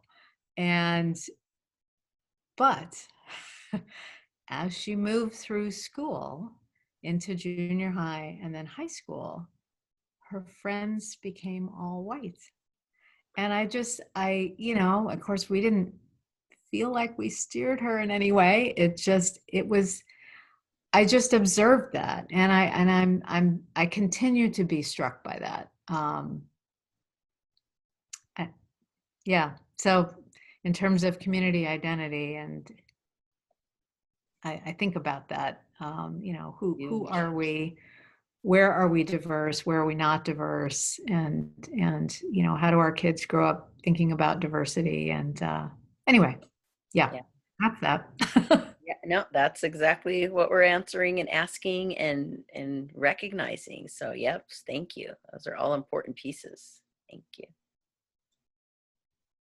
I'd love to have the students come and tell you the answer to that. They'll tell you exactly why. That should be your next session. I'll love to sit you with a bunch of kids and you'll get a whole bunch of your brilliant answers from them.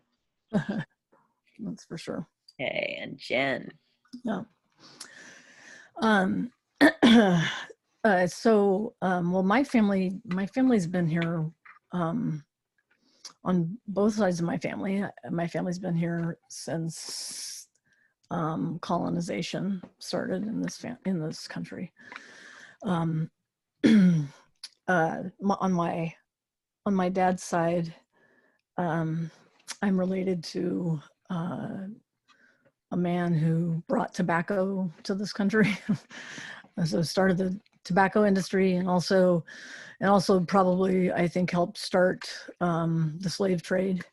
So that's part of the legacy that I have. And the way that was talked about in my family was not like that, certainly, because the other thing that this man did was he married Pocahontas. And there are a lot of white people who are related to this guy, because, you know, it's pretty far back in history. And so the way that I hear a lot of white people talk about this is that they're related to Pocahontas. And they want to claim this native person, but not the history of this white guy. And that's not how that's how it was told to me in my family. But it's not how I feel about it. How I feel about it is that I'm related to him, and his legacy, and that bears out in my DNA, because my DNA is like 99% British and German and French, and so that bears out in my DNA. Anyway, so it's been, as an adult, it has been important for me to do my own learning about that family lore. As a child, I came into this world kind of like a little bitty fighter, because I knew that I came into the world just knowing I was very different than most of the people around me, and I was looking for other people who didn't feel like they fit in, and I was always looking for the underdog. I was always looking for people who felt like they didn't fit in. That's where my natural inclination was. Those are the folks who I went to and was friends with. And also, I didn't get a lot of good conversation about how to really about how to deal with injustice in the world. The conversation I got was a lot of like, we love everybody, everybody's equal, which is, which on the surface seems lovely, but it really is not helpful in dealing with power imbalances. It doesn't help a kid who can see that things are unequal and that things are wrong. And I think that's what was happening for me, is like I could see that things were wrong and I didn't understand the messages. And so it didn't help me think about myself as okay when my parents would say that to me. And so I started to internalize that I wasn't okay, that I was no good around my queerness and my gender. And I just really wanted to get out of my little town in Oregon. And so I became a really good athlete. I was a basketball player. And so I spent all my time doing that and really trying to get people to pay attention to anything other than my sexuality and my gender. And went off to Berkeley at the age of 18 to play basketball for Cal. And that's when I really felt like, okay, my life is now beginning, because now I'm in a place where there are people from all over the world. I'm on a team with Black women for the first time in my life, women who are willing to talk with me about their experiences being Black in the world. They're willing to talk with me about my experiences being queer in the world. We're having real conversations. They're not afraid to tell me truths that I didn't know. They're not afraid to confront me about things that I was ignorant about. And then they didn't throw me away either, right? They, if I didn't know something, they didn't just toss me aside. And I didn't toss them aside if they didn't know something about sexuality and gender. It was, yeah. So that's when I really first started learning. And it was when I started hearing their stories and realizing how, I think I knew how deep this went, but I think that what I didn't know was that how pervasive and how deep this was now in the 90s, and that it was going forward. That's what I don't think I knew at the time. And so I think at the time what I realized was, okay, well, this is going to be my life's work. This is what I'm here for. And also, I have this legacy in my family, and this seems like to me the way that I can heal also this legacy that's part of my family. And so I didn't know what I was going to be, but I knew I was going to be a healer, and I knew that this was going to be the central aspect of my healing myself first, getting rid of all the ways that I have been taught to be ignorant of race, and to just not know, and to think things that were incorrect. And I'm going to be doing that the rest of my life.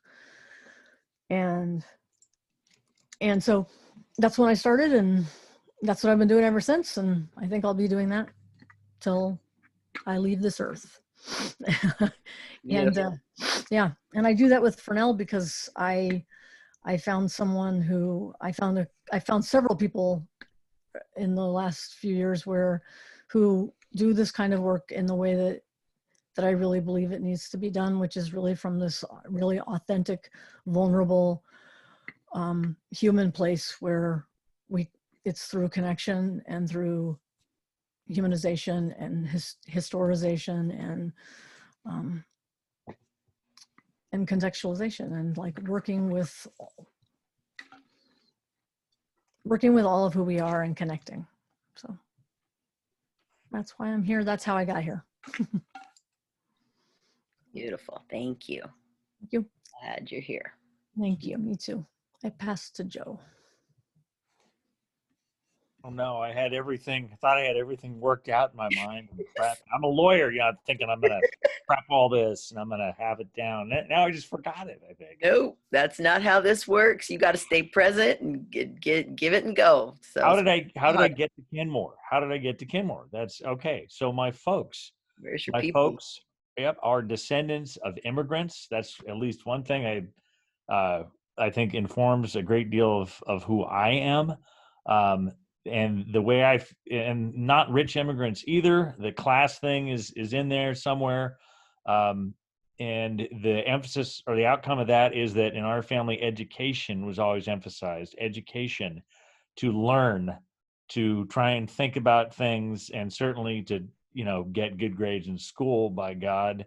And you're definitely all going to be going to college, or if not that, it was definitely going to college for sure. But the folks were both born in Seattle. My dad and his dad were born in Seattle. My grandfather was an Irish immigrant, or a great grandfather was an Irish immigrant who started a shipbuilding school.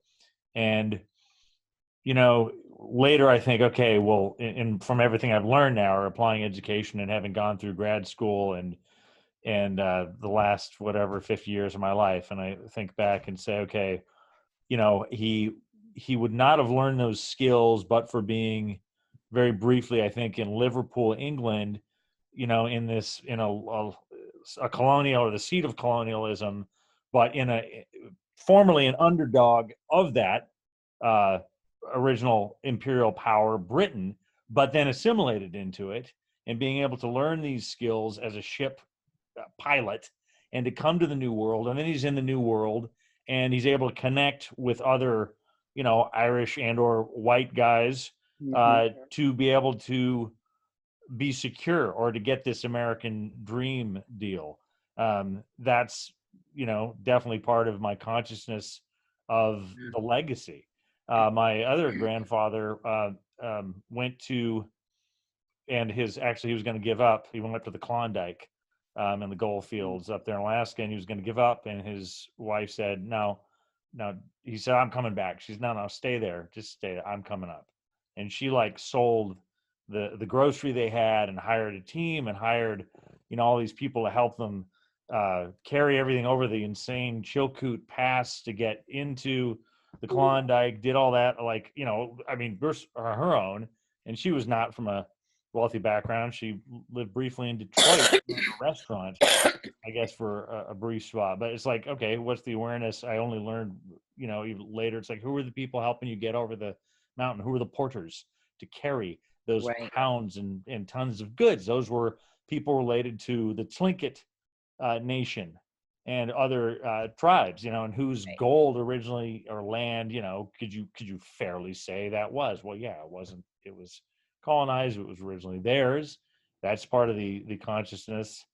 But at any rate, then on the other side, my grandfather was a Swiss immigrant from Switzerland. My grandmother's from Scotland. My grandfather told the story of not having enough money to get across the border from Vancouver into the U.S. He didn't have the money, but if you made an arrangement with a guy on the Canadian side and you told where you're going to end up or something, once you got over, you could get back and they track you down.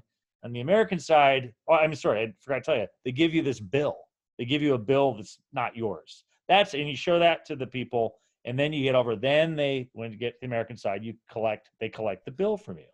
So he got here through what he told me in 1916, I believe it was, or 17, less than completely legal means, but it's still, and realizing right now, I usually, cite that to say a kinship with everybody immigrants wanting to get to the country. But at the same time, yeah, it's like, okay, here's a little connection that I'm sure, would be more difficult if you didn't have the connections and the whole thing. But at any rate, and then even he was a dairyman in Seattle, worked for a place called High Grade that got bought out by Darigold eventually, a Swiss immigrant. They did of that generation. Those guys did all know each other actually, or a lot of them, for that stereotype of immigrants or whatever, that community knowing each other. But they're so well placed. It's like, how do they have that, ability to be organized and accepted, to be having this accepted product and these resources to be able to do that. So anyway, the long story is, the folks moved out to Kenmore after having been raised in Seattle in like 62. And again, you think later, all right, what do you know? What have I learned since then? That's part of that's the movement. That's the post-World War II movement to suburbia, where there's white flight and there's people leaving the city. And my folks are or were, always very progressive and instilling in us education, and did talk about injustice and racism, and our legacy and oppression of Native Americans, people of color. There's no question about it. But that's still the context in which I got to be here. That's the context is that same movement out here in 62. And then it's great you mentioned covenants, because when I later, went out to grad school back east, I was like, no, I'm from Kenmore, Seattle. We're not like the South. God damn, we're not like the South at all. Are you kidding me? Having never lived in the South, knowing nothing, having never been anywhere else, but I'm back there. I'm like, yeah, and we're not even like the East Coast. Ha, look at all you guys. You drop down in New York for once. We would go like, every once in a while we'd, go down to somebody's house. And yeah, there's people that are rich people I would never be in the same room with, and probably never will be in the same room again with for the rest of my life with all their money. But I would make fun of them and be like, yeah, look at you guys there's the Irish neighborhood, there's the Italian neighborhood. We know how that is. We're not like that out here. And then I came home, and lo and behold, I'm litigating a case in Kenmore. And I was like, there's no covenants. I don't remember anything. There were no weird, I think of gated neighborhoods, big gated neighborhoods and stuff like that. That's what a covenant was to me. There's nothing like that. No. The covenant's there. It is in Kenmore. You can open your title report, probably in all of our neighborhoods and most of them. It's in the title report. And yes, it says, title company will say, invalidated by, Civil Rights Act of 1964 or earlier, or whatever it was. But it's still there and it's still noted. And then through my litigation, I learned that the question of whether the covenant is still, whether it ruins all the covenants, the rest of the covenants, or we just say, no, we just chop it off, and you can keep the setback and you can keep the height requirements and all that, or you just get rid of it and ignore it. That question hadn't even been decided till like 1993. And that was a shock to me. I was like, my God, nobody litigated it. Nobody fought it or thought about it, or no challenge, nothing. Yeah. It's in my mom's bottom drawer. I could have her go pull it out and read it to you right now. Yes. It lists, as the old archaic terms, of races and all that. Yeah. So, and we think, okay, it's gone. Yeah. We don't believe that anymore. We repudiate it. We reject it.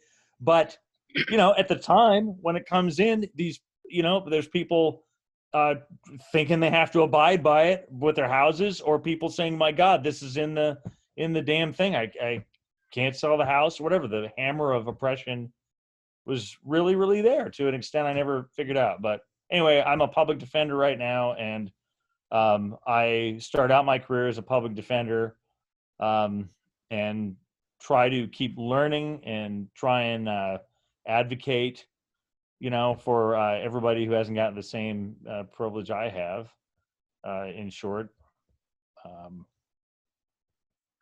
Maybe that helped. Hey, that's just shining a light on what's hidden in plain sight. It's hidden in plain sight. You bet. And if you're white, you don't have to see it. But if you're not, it's all over, everywhere, in every corner, all the time. Yeah, like don't have to see it, right? Like I didn't know about it, and I'm like arguing with somebody, and then finally it comes and it's like, oh my God, it's part of my work. Yeah, it didn't affect me until I was like, wow, I have to look at this as part of something else. Yeah. Yeah. Thank you. Bringing that to light. That's what we're doing here. And you pass to, where's that order, chat order? Rob. All right. Well, I've already been through this exercise with the management team, but I'll try to give a more condensed version this time to maximize time for the council. But I was born in Tacoma while my dad was going to grad school there, and then he got a job at a university in Los Angeles, and when I was a little kid, and so we went down there, and then my dad was a art professor, and he started doing art shows on the side, and he realized that he could make more money selling his art than he could as a professor, and he started mass producing his art on the side. And then my parents learned that the schools were going to be integrated, and we lived in Westchester near the LA airport. And I could literally walk to school, and I was 7 or 8 years old, and at the time, and they were gonna, according to my parents, they were gonna bus me 1 hour away. So I was gonna go from walking to school to being bused 1 hour away, and so 2-hour bus ride. And so we were part of the white flight, and my dad said, you know what, I don't have to teach, I can mass produce pottery. And he moved us back up to Tacoma when I was 8. And we lived in a suburb called University Place, and was pretty protected there. I didn't get the whole story on racism. Now I'm learning. You know, I learned about the founding fathers and Abraham Lincoln and the slaves being freed. Learned how awesome Martin Luther King Jr. was, and he was my hero, and he and I have the same birthday, and I thought that was so cool. And I thought that solved a lot of problems with the civil rights era. And then my school was mostly white, but we did have some black kids there, and everybody loved the black kids. They were popular. Everybody wanted to be their friends, and so it was pretty protected. And then after, oh, well, let me tell you one story, one incident that looking back years later, I'm going, oh yeah, but I didn't think much of it back then. So when I was probably 17, my friends and I liked to drive around. We were just on a Friday, Saturday night, we didn't have anything to do. Video games were not a thing back then, other than, I don't know, Pong or whatever you call it. But anyway, so we like to drive around. Sometimes we'd go all the way up to King County, and one time we went up to Seattle and went around the Space Needle, and we got out and talked, and we're meeting some people, and we met this young man who was black, who's about our age. We got to chatting, and we said, hey, do you want to ride around with us? And he said, sure. And so we're riding around with our new friend, and then all of a sudden, we weren't driving around very long, and all of a sudden I see lights in the rearview mirror, you know, police lights, and it was an unmarked police car, and these 2 police officers in plain clothes come out and told us they told us to get out of the car, and they showed us their badges and everything, and they questioned us. They wanted to know if we were drinking, we said we weren't, and all that stuff.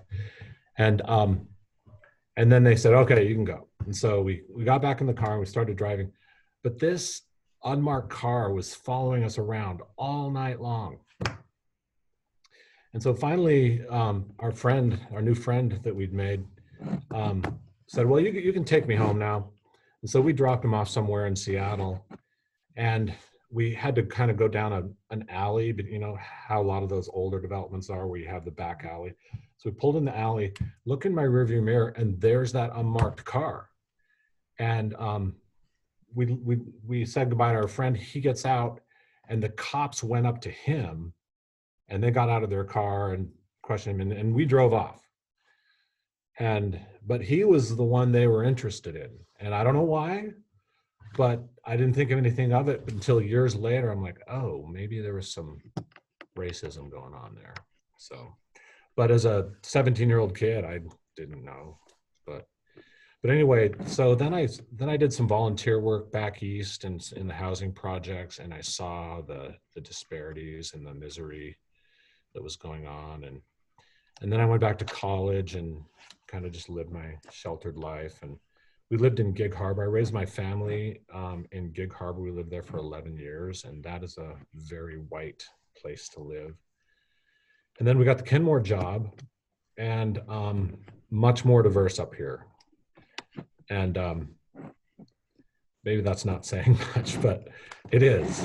It's much more diverse. And my kids all had, I had 2 kids graduate from Inglemoor, and I have 2 kids in Inglemoor now, and they all have friends of different races, and I think because of the tech industry bringing in a lot of imported talent into the area, it's made for much more of a melting pot the Gig Harbor. So that's been a really neat experience to see different cultures and races up here compared to down in Gig Harbor. So Thank you, Rob. I know you shared more of your story in the other set too, but I always appreciate hearing you. Thank you. And yeah, racism played a part of that. You don't have to know. You didn't have to know driving around who they wanted. We already knew. Who do you pass to? Oh, Melanie. It's my turn. Okay. How you doing, Mel? You're hanging in there good, girl. Go. I managed to somehow refresh. I couldn't believe it. I had to kind of dial back, and I got it. So Yeah, glad you took care of yourself. Thank you. yeah.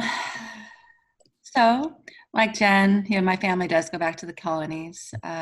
Priscilla, who was married to John Alden, Mayflower, Daughters of the American Revolution sort of thing. So that's just one part of my family, 1/4, I guess, from one of my grandmother's family's descendants go there.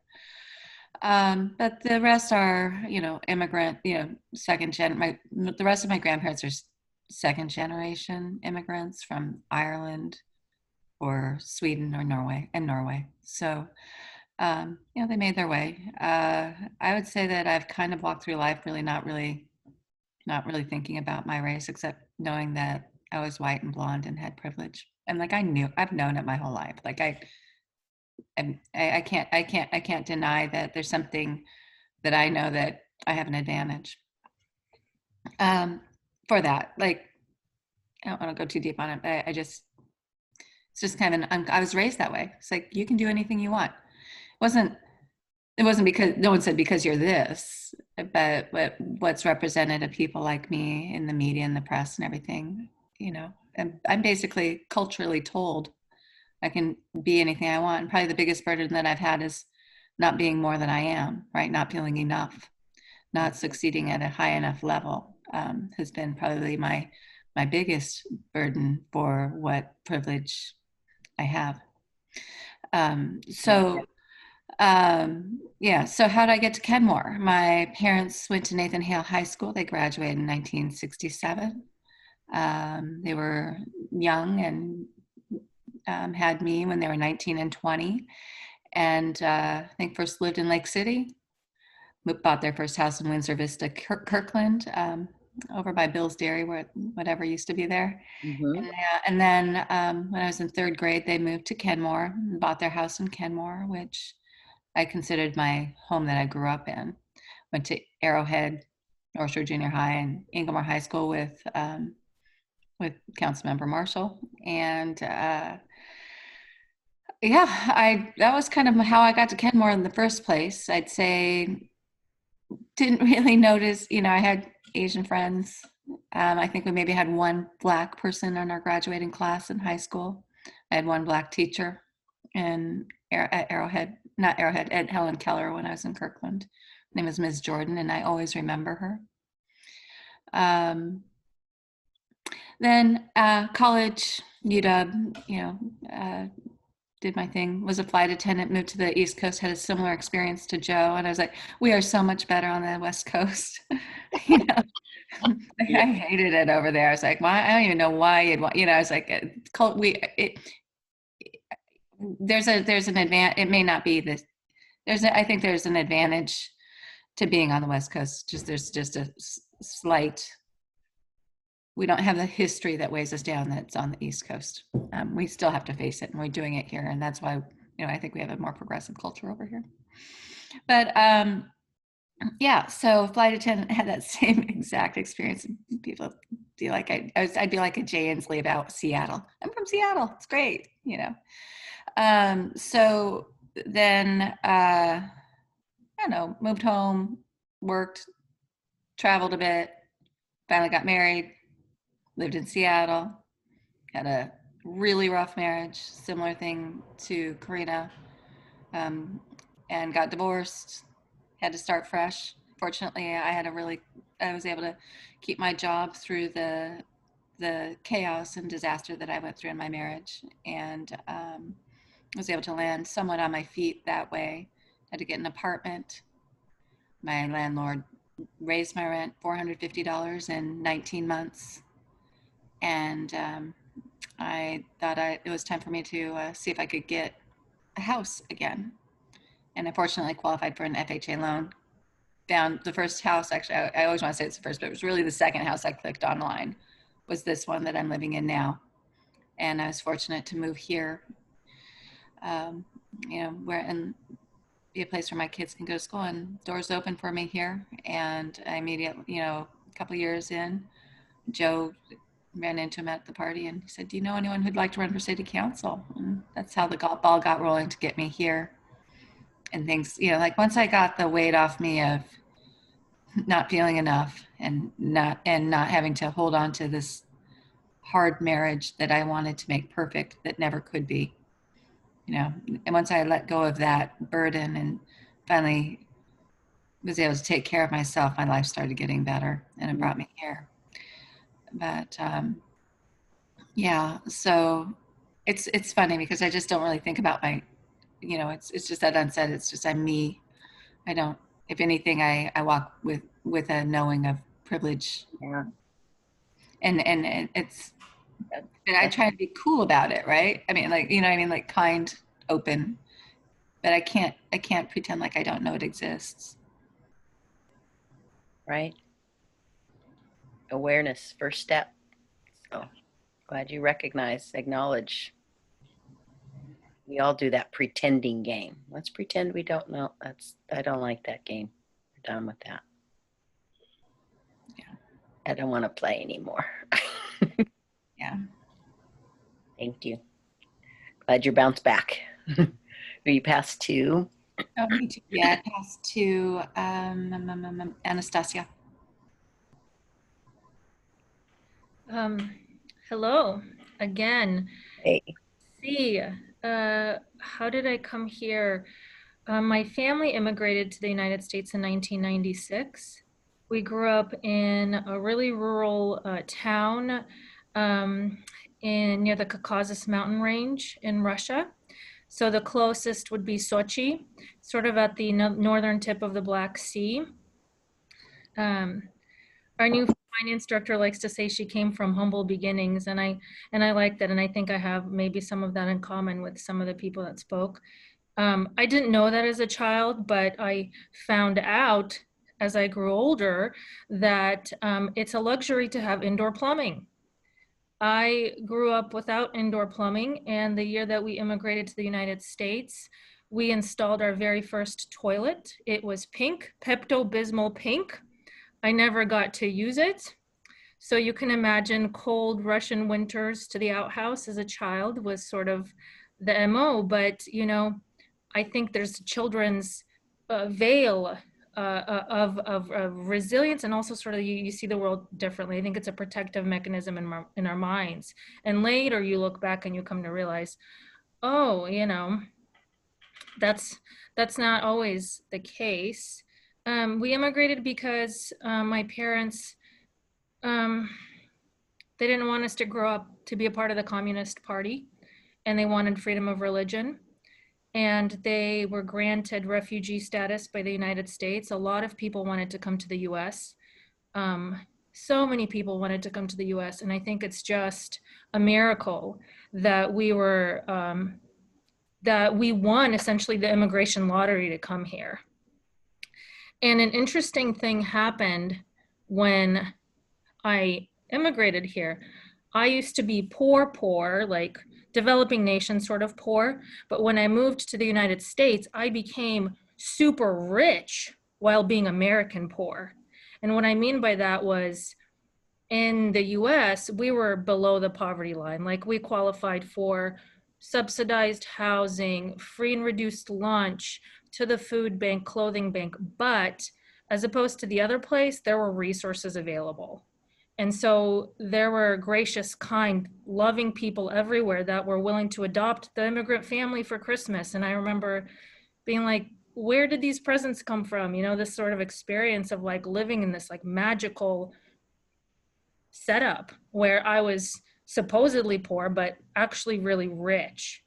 And then as I grew older and I realized, you know, I moved out and I tried to go to school, and I realized the steps it takes to get from being poor to being functional or even low middle class. That's actually where the points of intersection of racism really hit me hard, because, you know, when I would go to the welfare office for Section 8, most of my friends there were Black.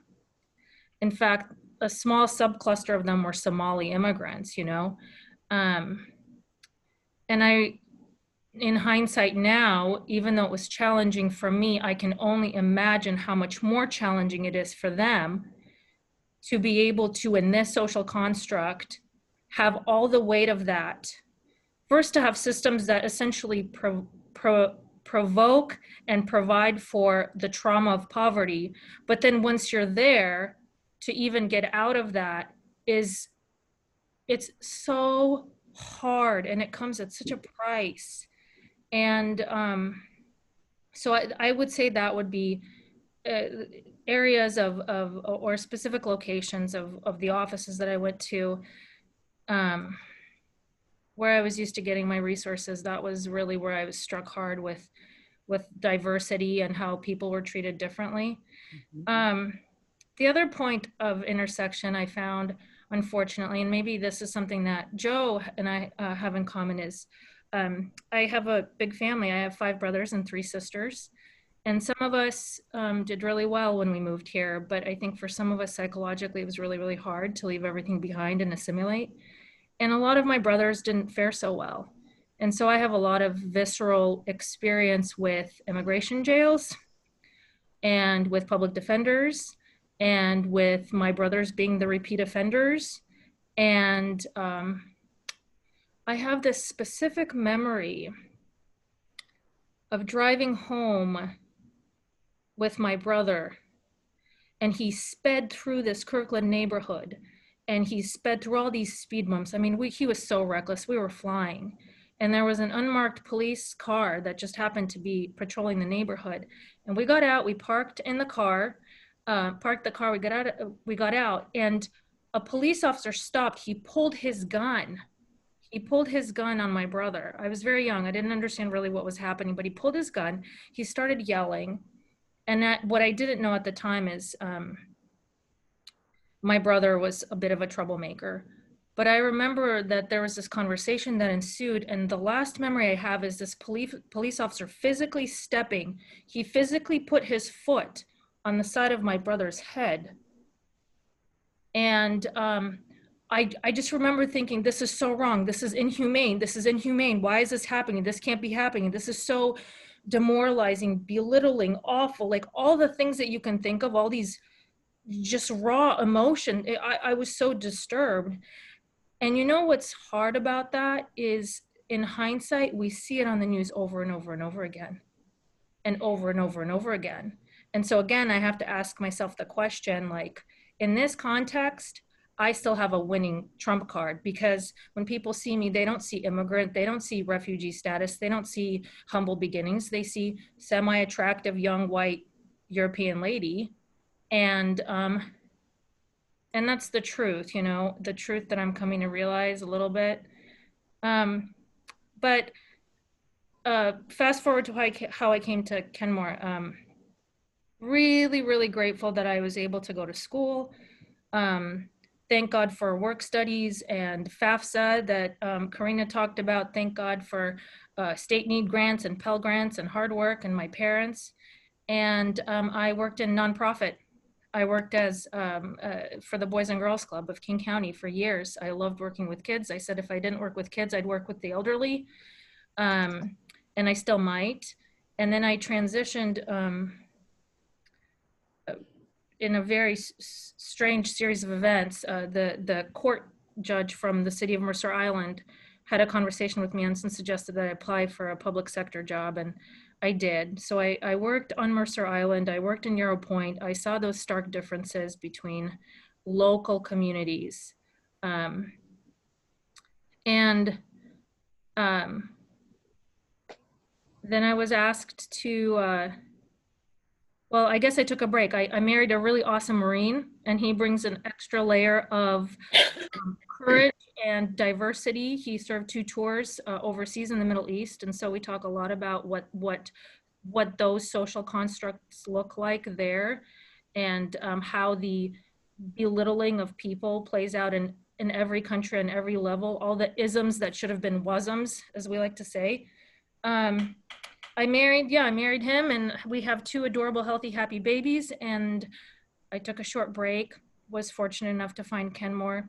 It's nearby. My husband teaches in the school district. I love people. I love this country. I think we're a baby country. I think compared to Russia, the US is we're so young still. We're still figuring it out. And like what Joe was saying and Nigel was saying, I think we can get there. And I think not allowing people to forget is so important, and being able to talk about the emotion and the feeling and the truth behind it, the truth behind what actually happened, the history, is really important. So I don't know. Sorry, guys. That's my story. That's my little story. No, there's no apology or sorry in that story. That is beautiful history. And I said, you've been reading my field guide, pulling all that stuff out, huh? Oh, yeah.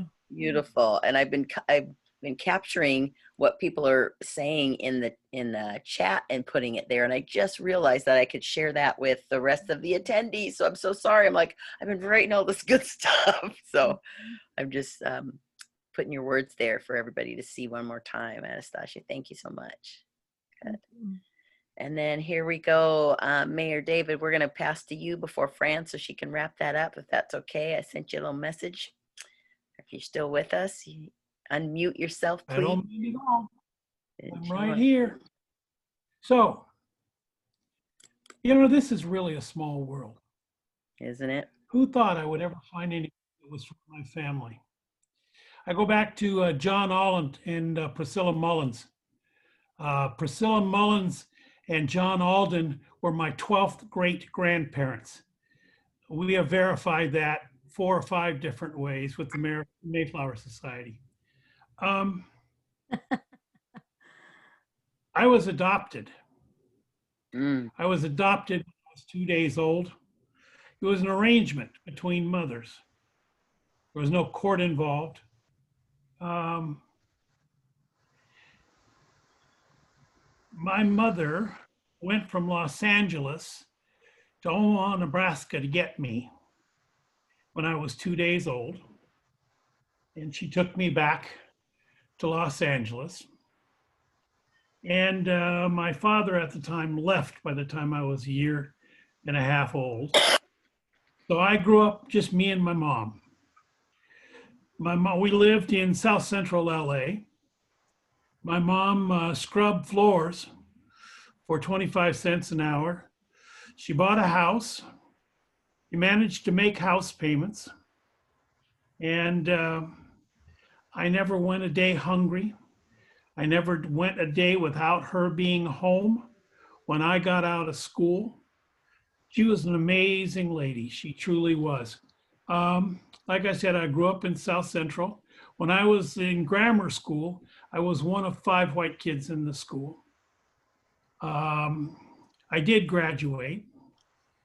When I graduated elementary school, I had the opportunity to go to a school outside my district And I just never fit in. Because of my upbringing, because of what part of town I lived in, and that I never really fit in. I was dyslexic. I had math teachers that would laugh at me because I was transposed numbers. One of the counselors in junior high school wrote his doctoral dissertation on my maladjustments. And that dissertation is still in the library at University of Southern California. Wow. I did manage to get out of junior high school. There were bets in the teachers that I would never make it. I went to a high school in Los Angeles where I was one of 4 white kids. I used to get chased home and beat up every week. I got to be really good at running. I could run down alleys. I could outrun cars. I could jump 16-foot chain link fences in 2 leaps. I used to run track. I was a pretty good miler. And I think all of the stamina and lung power it took to run a mile, I got from being chased home. I used to try to go swimming during the summer times, but I had to be very careful getting to the swimming pool because being in a black neighborhood, there was always somebody ready to jump out and get me because I was the white kid. I only made it through the first half of 10th grade in high school. That's when middle school was 6 to 9 and high school was 10 to 13.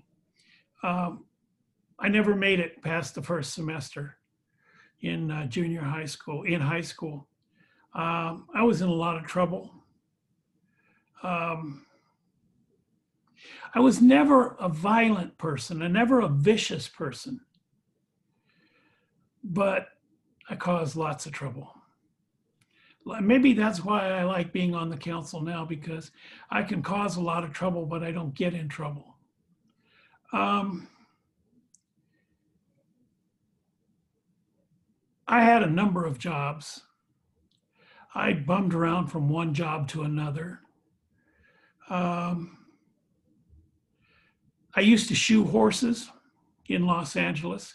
I had a really good friend who sort of took me under his wing that was a stuntman and a stagecoach driver on F Troop and a number of other Western movies.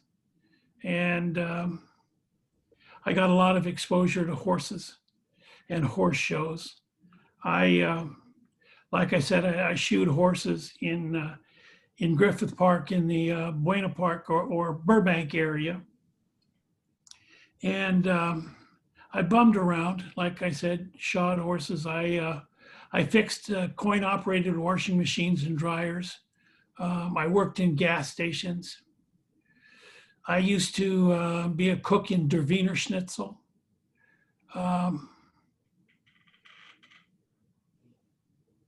And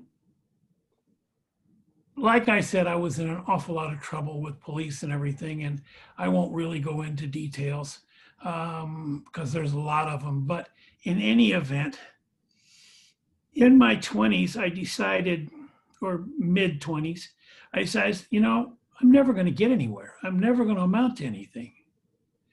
So I looked into a junior college, and I found out that I could go to a junior college for 1 semester. And back then it was when you could do tuition in Los Angeles for, I think, $17 a semester. So I worked and I scraped money together to get my books. And I took a class in slide rule. I took some other classes, and I had a B average. And so they let me continue. But I found out that my credits in junior college could either go to a high school diploma or to a college education. So I figured, what the heck? I don't need a high school education. I'm just going to get my college credits. So I finished my 2 years in junior college and decided I wanted to go on. I looked at colleges in Los Angeles, but I'd been born and raised in LA. I needed to get out. I needed to explore the world. I needed to find out things. So I got in my car and I drove back to Kansas. And I found myself a job working as an orderly in a hospital. And I found this little shack outside of town, no heat. And I experienced my first winter outside of good old sunny Southern California. Boy, was that a rude awakening. I had a floor heater and blankets and a goose down sleeping bag that I'd pull up, and I'd wake up and I had frost on my mustache in the morning when I woke up. This was in Lawrence, Kansas. Working in the hospital, I took care of a number of patients, but one of them was an anatomy professor from the University of Kansas College of Medicine. He encouraged me to go back to school. And I've always loved how things were taken apart. And so I went back to school. I moved up to Omaha, went to the University of Nebraska at Omaha. I got a bachelor's degree, and then I got a master's degree in biology with a minor in human anatomy. I taught for a little bit of time at the University of Nebraska College of Medicine. But I figured then if I was going to call myself an anatomist, I'd better go learn more than one species. So I went to Iowa State University in the College of Veterinary Medicine, where in addition to the human, I studied the anatomy in the horse, cow, sheep, goat, chicken, and one other in there. I graduated with a PhD in neuroanatomy and got on an airplane, met a lady, ended up moving to Washington and to Kenmore because of her. And being adopted, I always had a curiosity, where did I come from? Mm.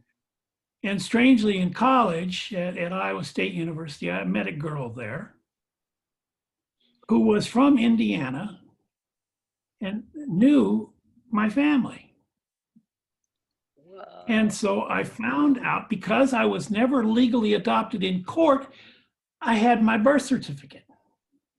Now, I grew up with the name of Lund as the last name, but when I started in nursing school and started my education, I had to go by the name on my birth certificate, and it was Baker. And so this was back in the early 90s. I called my mother back in Indiana and spoke to her, and I said, my name is Baker, and I'm looking for family. And she said, we have all our family. You're not part of it. We know everybody. So I just hung up and let it go. My next door neighbor at the time had a daughter who was really big in genealogy, and this is now in the early 2000s. And she wanted to look at my genealogy and find out what's going on. And that's where I came up with John Alden and Priscilla Mullins. But she also found an aunt, and the fact that I had two sisters and a brother. Now, I did not want to cause trouble for that family, so I just really didn't do much. I talked to my aunt or to my cousin, but didn't do anything. And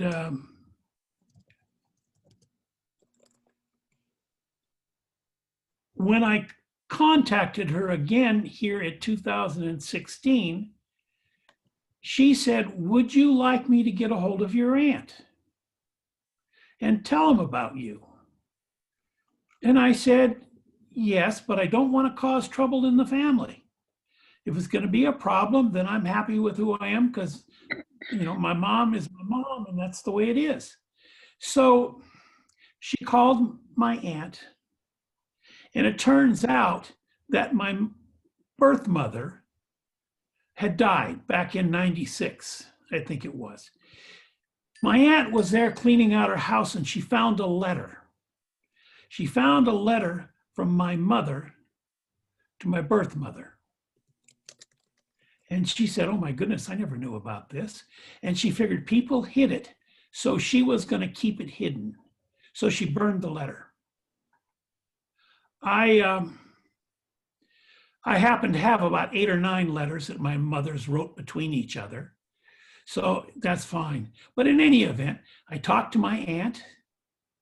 My aunt talked to my sister, one of my sisters, and I went back there a couple of years ago and met my 2 sisters, my brother and my aunt, and we had the best time. It made the news both in Indiana. It made the news here in Seattle. So all in all, I've had a pretty good life. I'm thankful for a number of things. So anyway, that's part of my story. Wow. Wow, David, thank you for that vulnerability. Mm-hmm. So you see, I have a completely different perspective on things. You lived in an equal and opposite scenario. I did. Beautiful.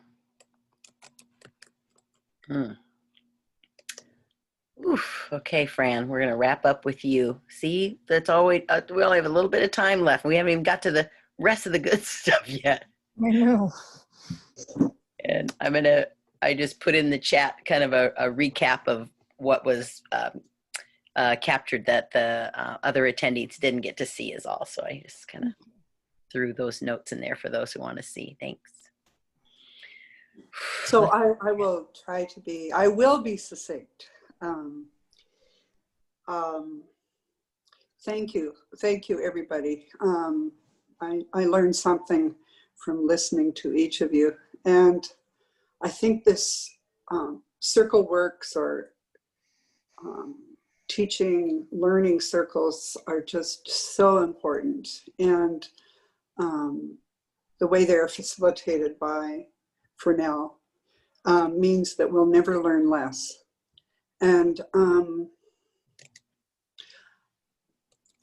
the structure of them is there isn't any time limit on anybody's story. And in your traditional classrooms, well, I went to an Everett City Council meeting once, and everybody had a 2-minute limit to everything they said and did. And I remember feeling immediately anxious. And I think everybody in the room was, but this is a sense of, I believe that your stories are important enough to be listened to. And that's where we'll find our common threads of humanity, which is the only thing that's going to move us forward together. And I also wanted to say that I study Fresnel's face very carefully. I have for many years. And when she's listening to your stories, she has deep compassion, at the same time thinking, now what can you do with those circumstances? Let's be a little bit practical too. So that nice balance between I love you and care about you, but get up and do something.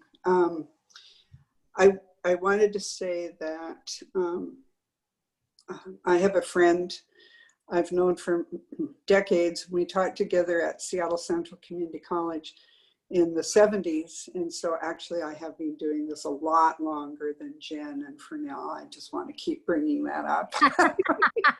Honor your wisdom, Fran. So, I know, right? an African-American friend and colleague who I lost track of. This is Robin King, who I've mentioned to you for now.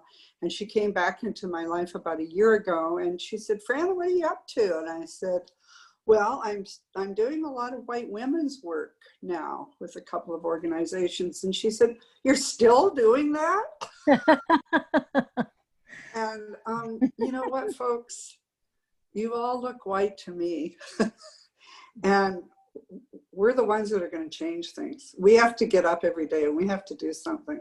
We have to do something every day. And then stuff will change for that. That little girl that was Fresnel and Kenmore, and the little girls that are still, and boys of color that are still in Kenmore.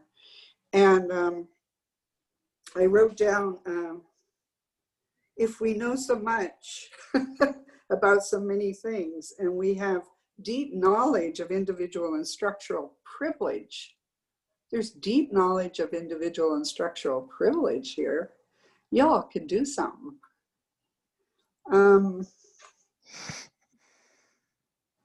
How did I get to Kenmore? I never did. I'm an imposter. I lived in downtown Seattle on a boat, and I love to be in the city. And for many, many years, I learned about white flight, and I wondered what it was. And I remember a colleague of mine, again at Seattle Central, saying it's where all the white people move when they don't want people of color in their neighborhood. And I remember hearing they go to Redmond, and then if the people of color come to Redmond, then they go to, and so on and so forth. I really, really had never heard of Kenmore, and I hadn't until I met Fernell. So I've learned about Kenmore because now I have a man who cuts my hair in Kenmore, and I was invited to a wedding at the Inglewood Golf and Country Club. But I hear your stories, and I think that there is hope for this community because you've showed up, you are showing up, and you are going to do the work because you are. Is there anything I should add to that, Miss Fernell? I just, the place where our stories intersect is going back to my father.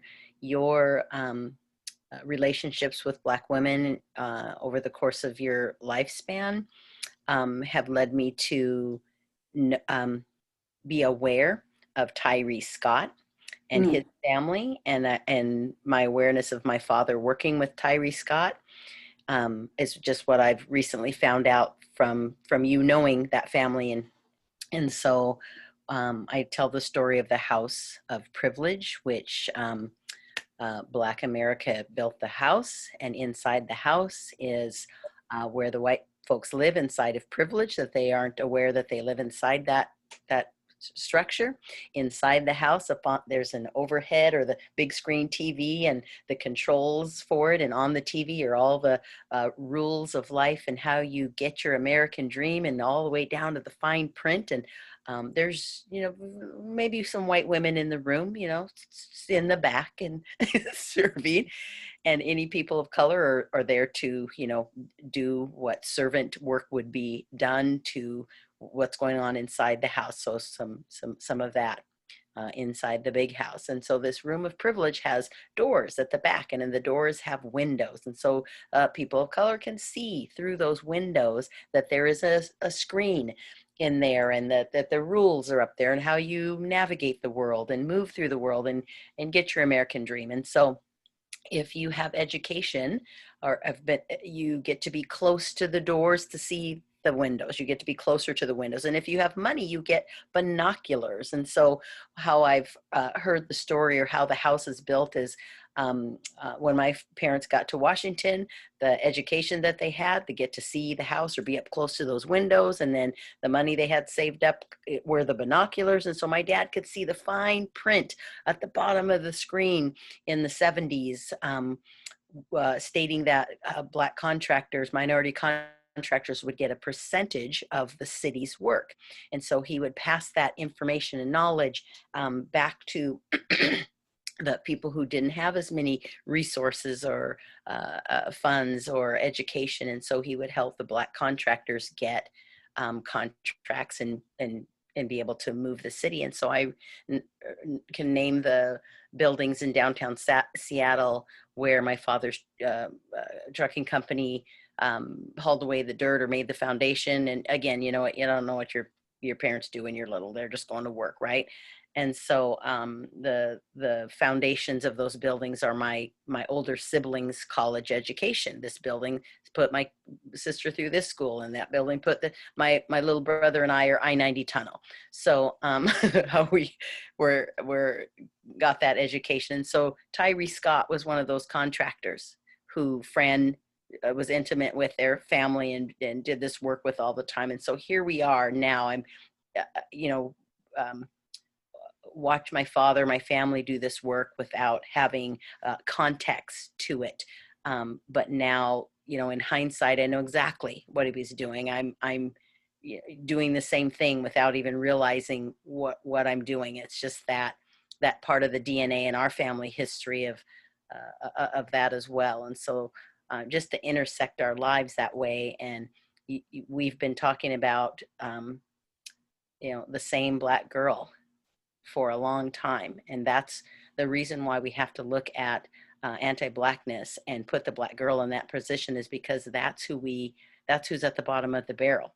That's who's been ignored. That's who's been thrown away. And honestly, it's a Black trans woman is who's at the very bottom. So if we don't go back and clean it up for her, then we can't clean it up all the way up to the top of the barrel. It doesn't work the opposite way. And it doesn't work when we dive in the middle of the barrel, like when we got women's voting rights, and that didn't work for white women. Black women were left behind.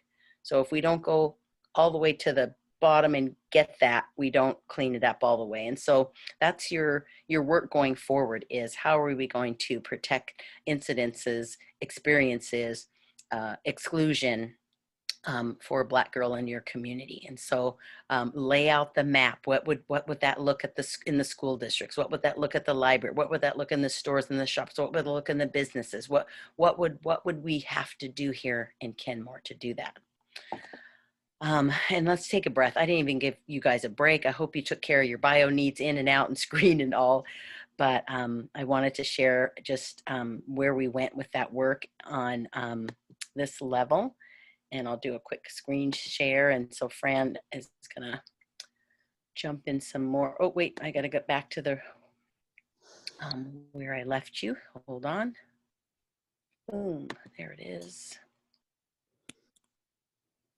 I left you with some pictures, so I gotta go back and get that. I'm gonna just take a breath together for a minute. Thank you so much for those rich stories. I'm just glad we had this small group to do that. So, Me too. Okay. We talked about that social construct of race and what privilege looked like and showed up with. So wasn't that much better to hear it and witness it and see it and experience it with each other instead of showing you slides of it, trying to figure it out. So I'm just gonna, you know how you go to the mall and you have to go to the reader board and find out you are here so you can navigate everywhere else. And if you haven't been to the mall, they're all brand new now. They're touch screens and everything. I had to have the youth help me, all that. But I wrote this guide to be able to help us navigate. And so I want to just go to a couple of pages here to point out some things. And this is Fran's page here about how we're navigating with all of the oppression and things that we talked about today. This is the power analysis tool. And if you remember, we used an equity tool. I know Karina has helped develop one when we worked at the school district together, but here's a tool to use in that same way to remind us of what we're carrying as we walk through the world. Fran, can you see that? Do you want to give us some foundation of that, since you are the creator of this page?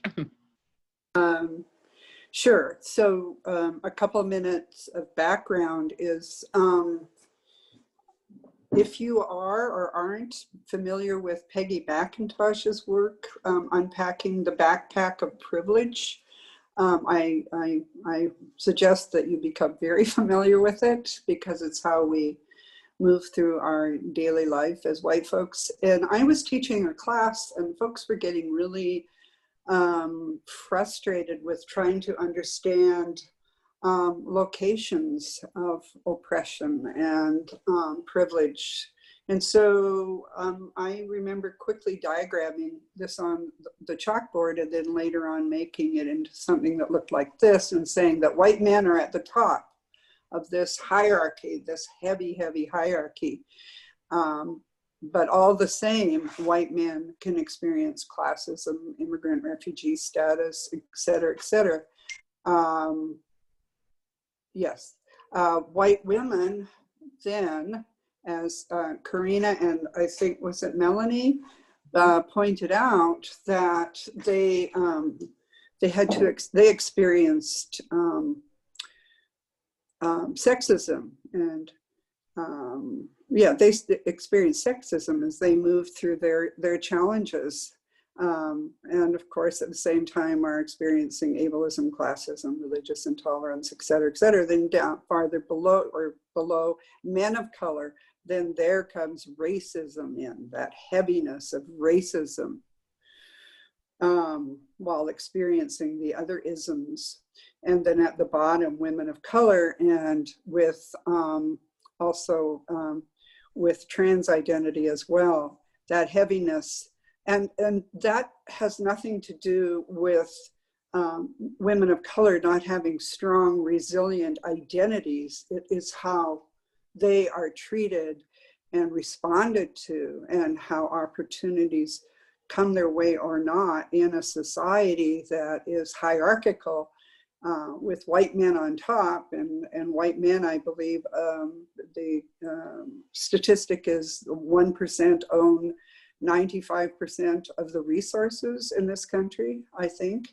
And down that left-hand side is just simply a list of what some people refer to as the deadly sins. But when they are intersecting, they are oppressing. I'm not remembering your name, who is Jewish? Deborah.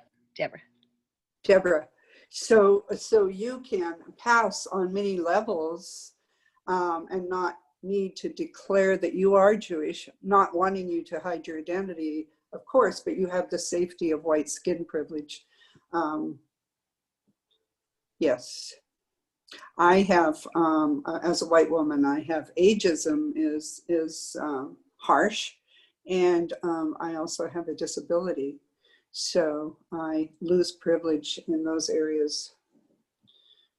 And Anastasia and Joe talked so eloquently about the immigration Yes. and refugee status, and that comes with skin privilege as well. Who gets to be considered privileged in immigration versus refugee status? So all of those things you touched on today, and see, I didn't have to pull out the slide till the end. Good job. And so I use that tool as we go through this guide, and just always where we started by historicizing what you've done. We didn't get to the question about what's our community culture and our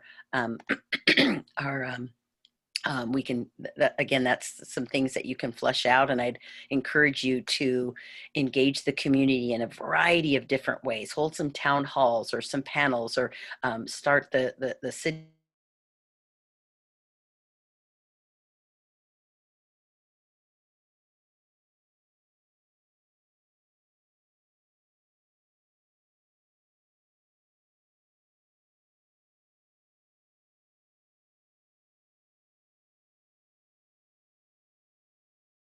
want to tell a quick story about just have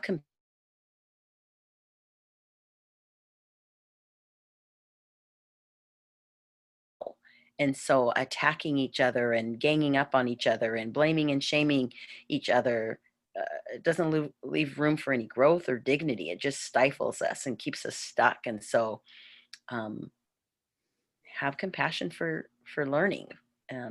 Eyebrows up. Did you mean that? Did you know you stepped on me? What tell me more about that? Our curiosity that we just beat out of kids at the beginning, and so they will comply, and that's wrong. So and what does it mean to be visible, validated, and valued? And I just said again, lead with that curiosity and allow and appreciate all humanity, and engage in healing every chance you get. Acknowledge and accept the truth of our identities, our behavior, be accountable to one another, apologize for specific things and ways, and ask that forgiveness, and honor and celebrate each other. Don't skip any of those steps. So then it allows us to bring our dignity and humanity right along with us, alongside. And so realize that we're all home. Home is where our heart is. Hard work, the hard work of heart work, is how we get through this and to this. And then I always want you to apply this equity equation.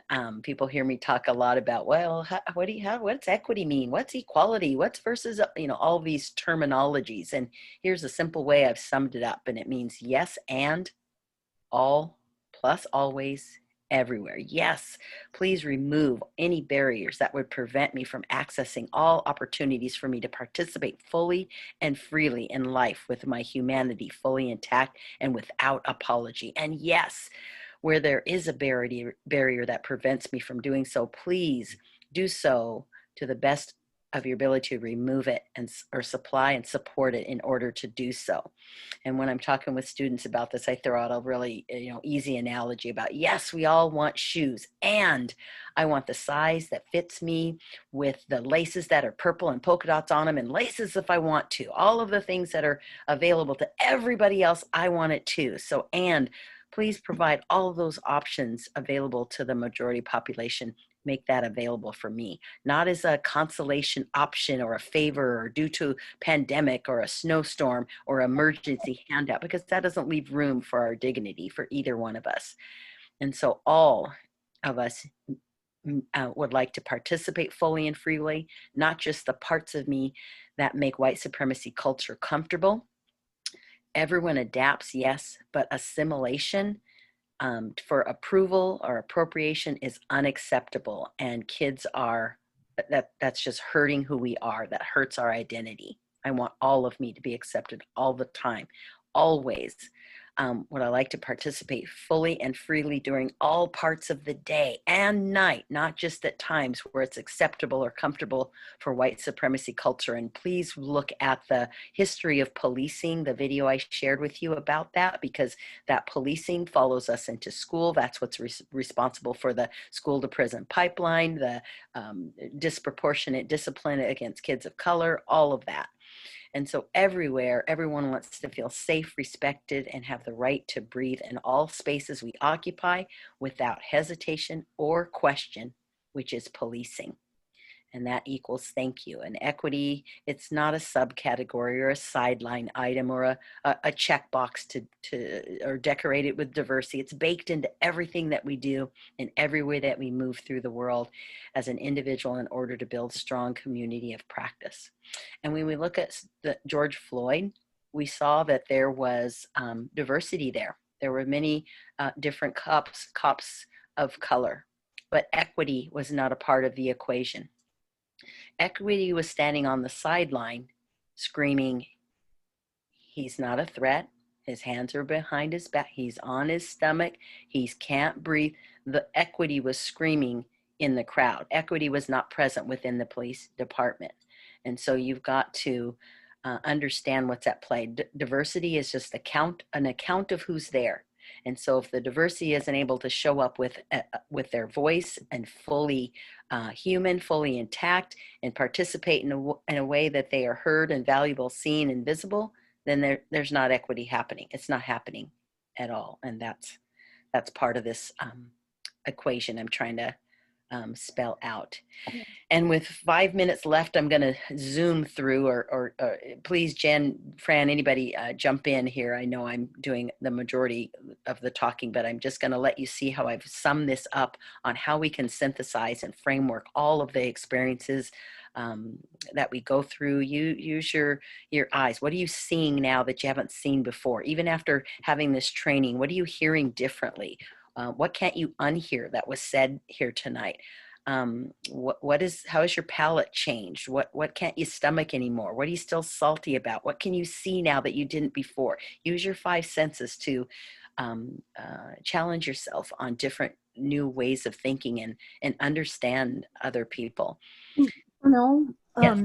I used to say that we needed to let our hearts really break open to be able to get committed to this work. But I think your 5 senses, I think this gives me a new framework. I love this because I think it's really a new framework for me around this, because it's all of that. It's like, it's not just, it's not just my heart breaking open. It's like every part of me, like the pungency and the I can't not being able to see those things and not being able to hearing every part of me is overwhelmed by what I am experiencing, and that's what makes it so unpalatable. Yeah. Thank you for that. And another tool, just all of these pages are, the information is on it as a one page. You can pull it out and use it as a poster. You can do a page and take your group through this. You can do it as a council. You can do this through, the next year. This is, you'll never stop doing this. And so I'm just pointing out, ways that you move through the world. And I want to, oh, here's the part about redlining. And I put the links in there so you can go through and take your time and look through that and experience and challenge and question and be curious and track your changes, because that's your daily habits, who you spend time with, what you listen to, who's getting your energy, what are you putting your energy into?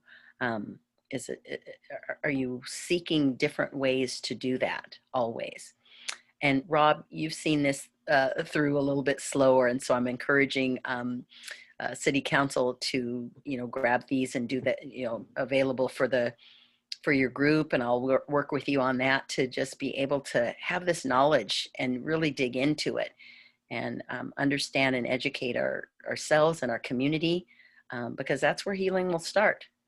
You heard today that how we got to listen to each other and how we got to show up today in a way that's so outside the white culture norm, that we actually can be human and move things forward when we do that. So I know it's 9 o'clock and 2 minutes. I'm just going to keep scrolling. And if anybody has got questions and crosstalk, this is now the time to do that.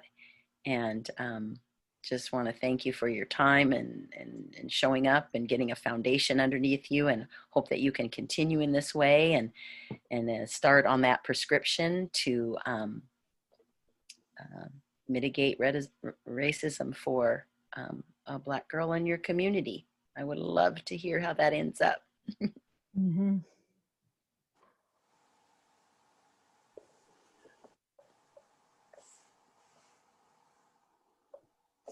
Thank you for now. Thank you. Let's put 3 words in the chat of how you feel now or how you're leaving the conversation. Give me some thoughts of just what's going through your mind, or what you,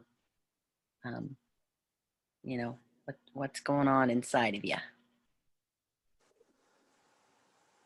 Put a few words in the chat to sum up how you feel, or if you remember you don't remember the picture, never mind. I was gonna say, put in the picture how you feel now.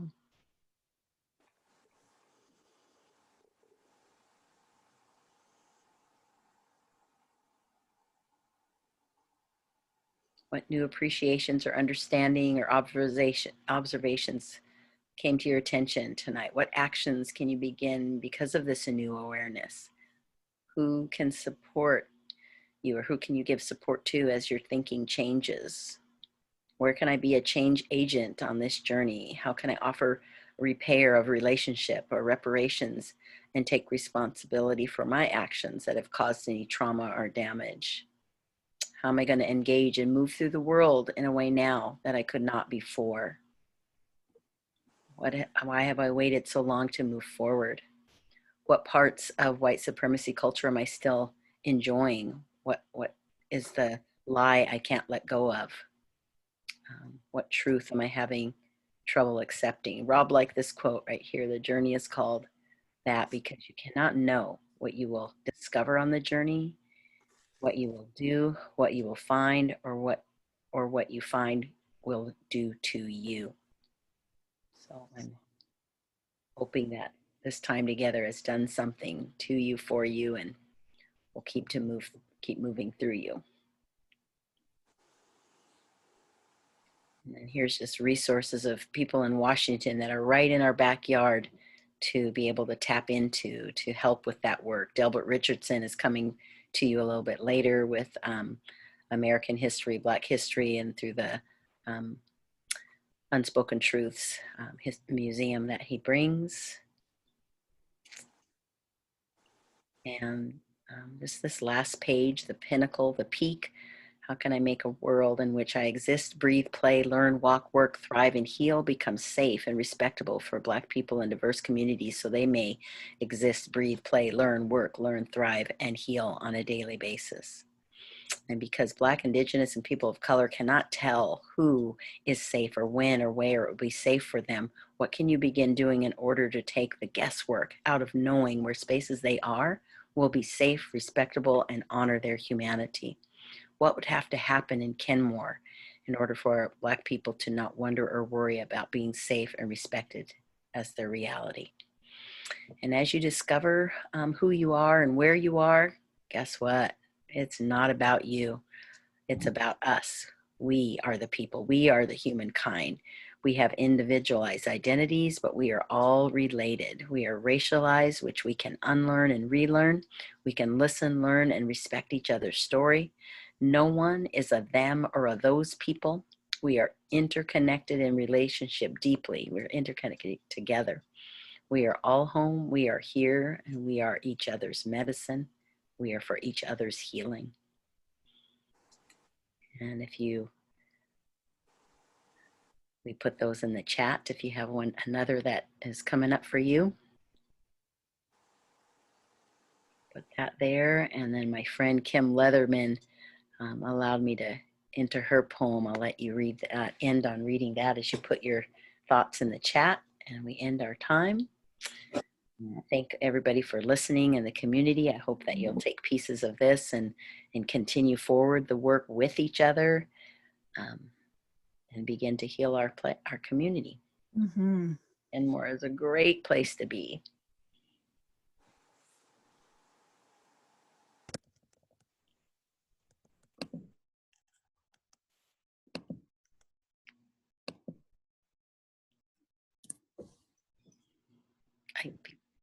Attendees can see that, right? Or do I need to read it out loud? I'm trying. I think we have to read it.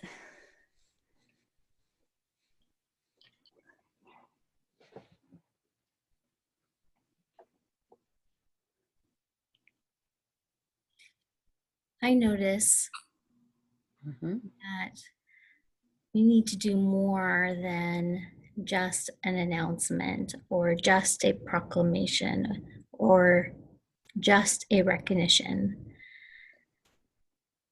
Engaging our community happens when we take action, showing with our community, whether it's a celebration of the arts and music and culture. But we can't just pass that off to another group. Leave it up to someone else to take that over because we just don't have the time as a city.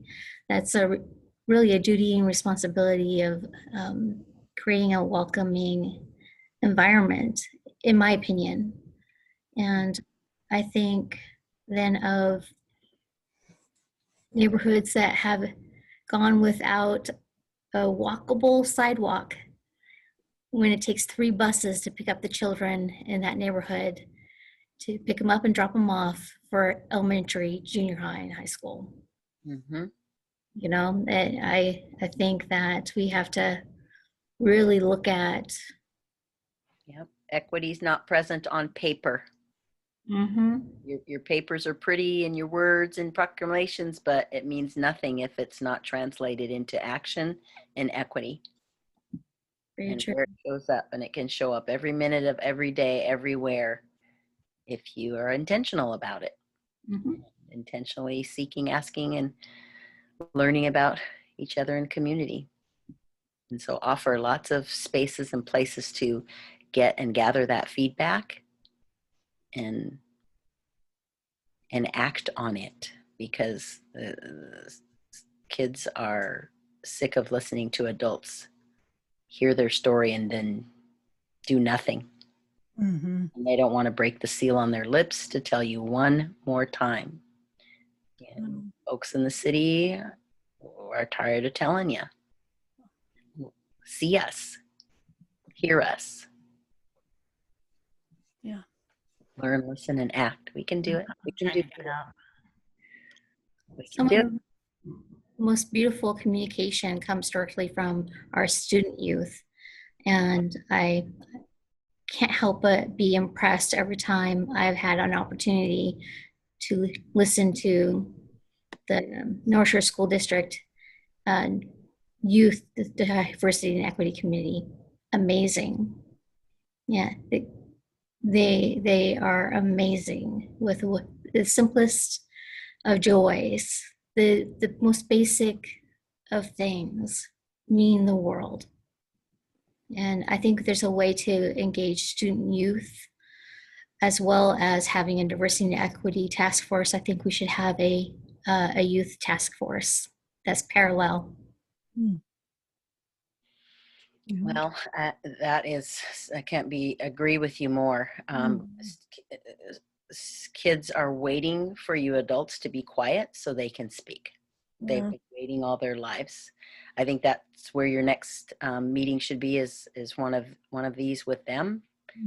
Let them bring the wisdom, and anything you say, you should be clamoring to hear that and doing what they need.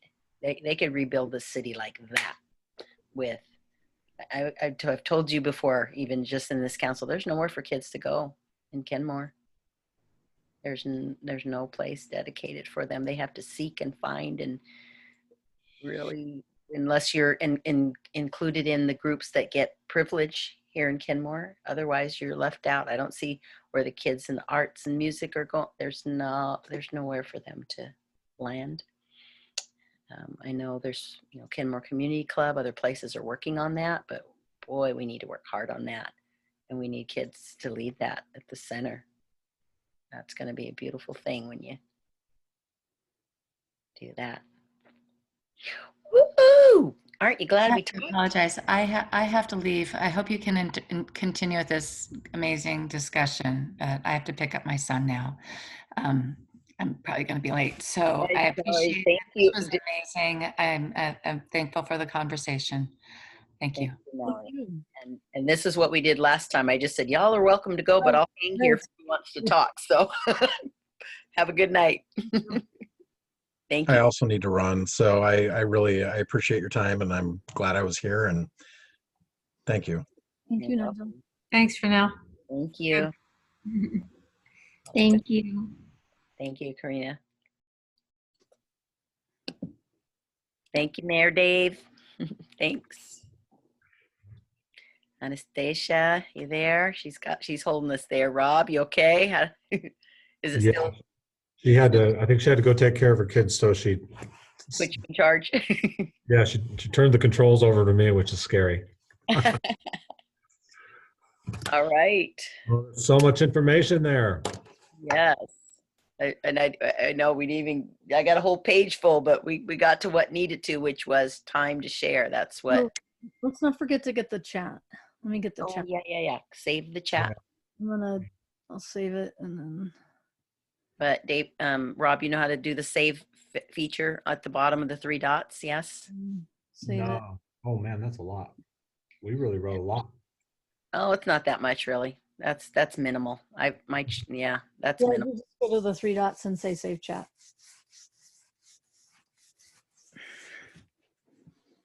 Okay. Yeah, that's nothing compared to some of our chats. Okay. So, hey, do you guys have a second? Yeah. Do you want to stop recording so we can talk, or is it still going for the city? I'm not sure.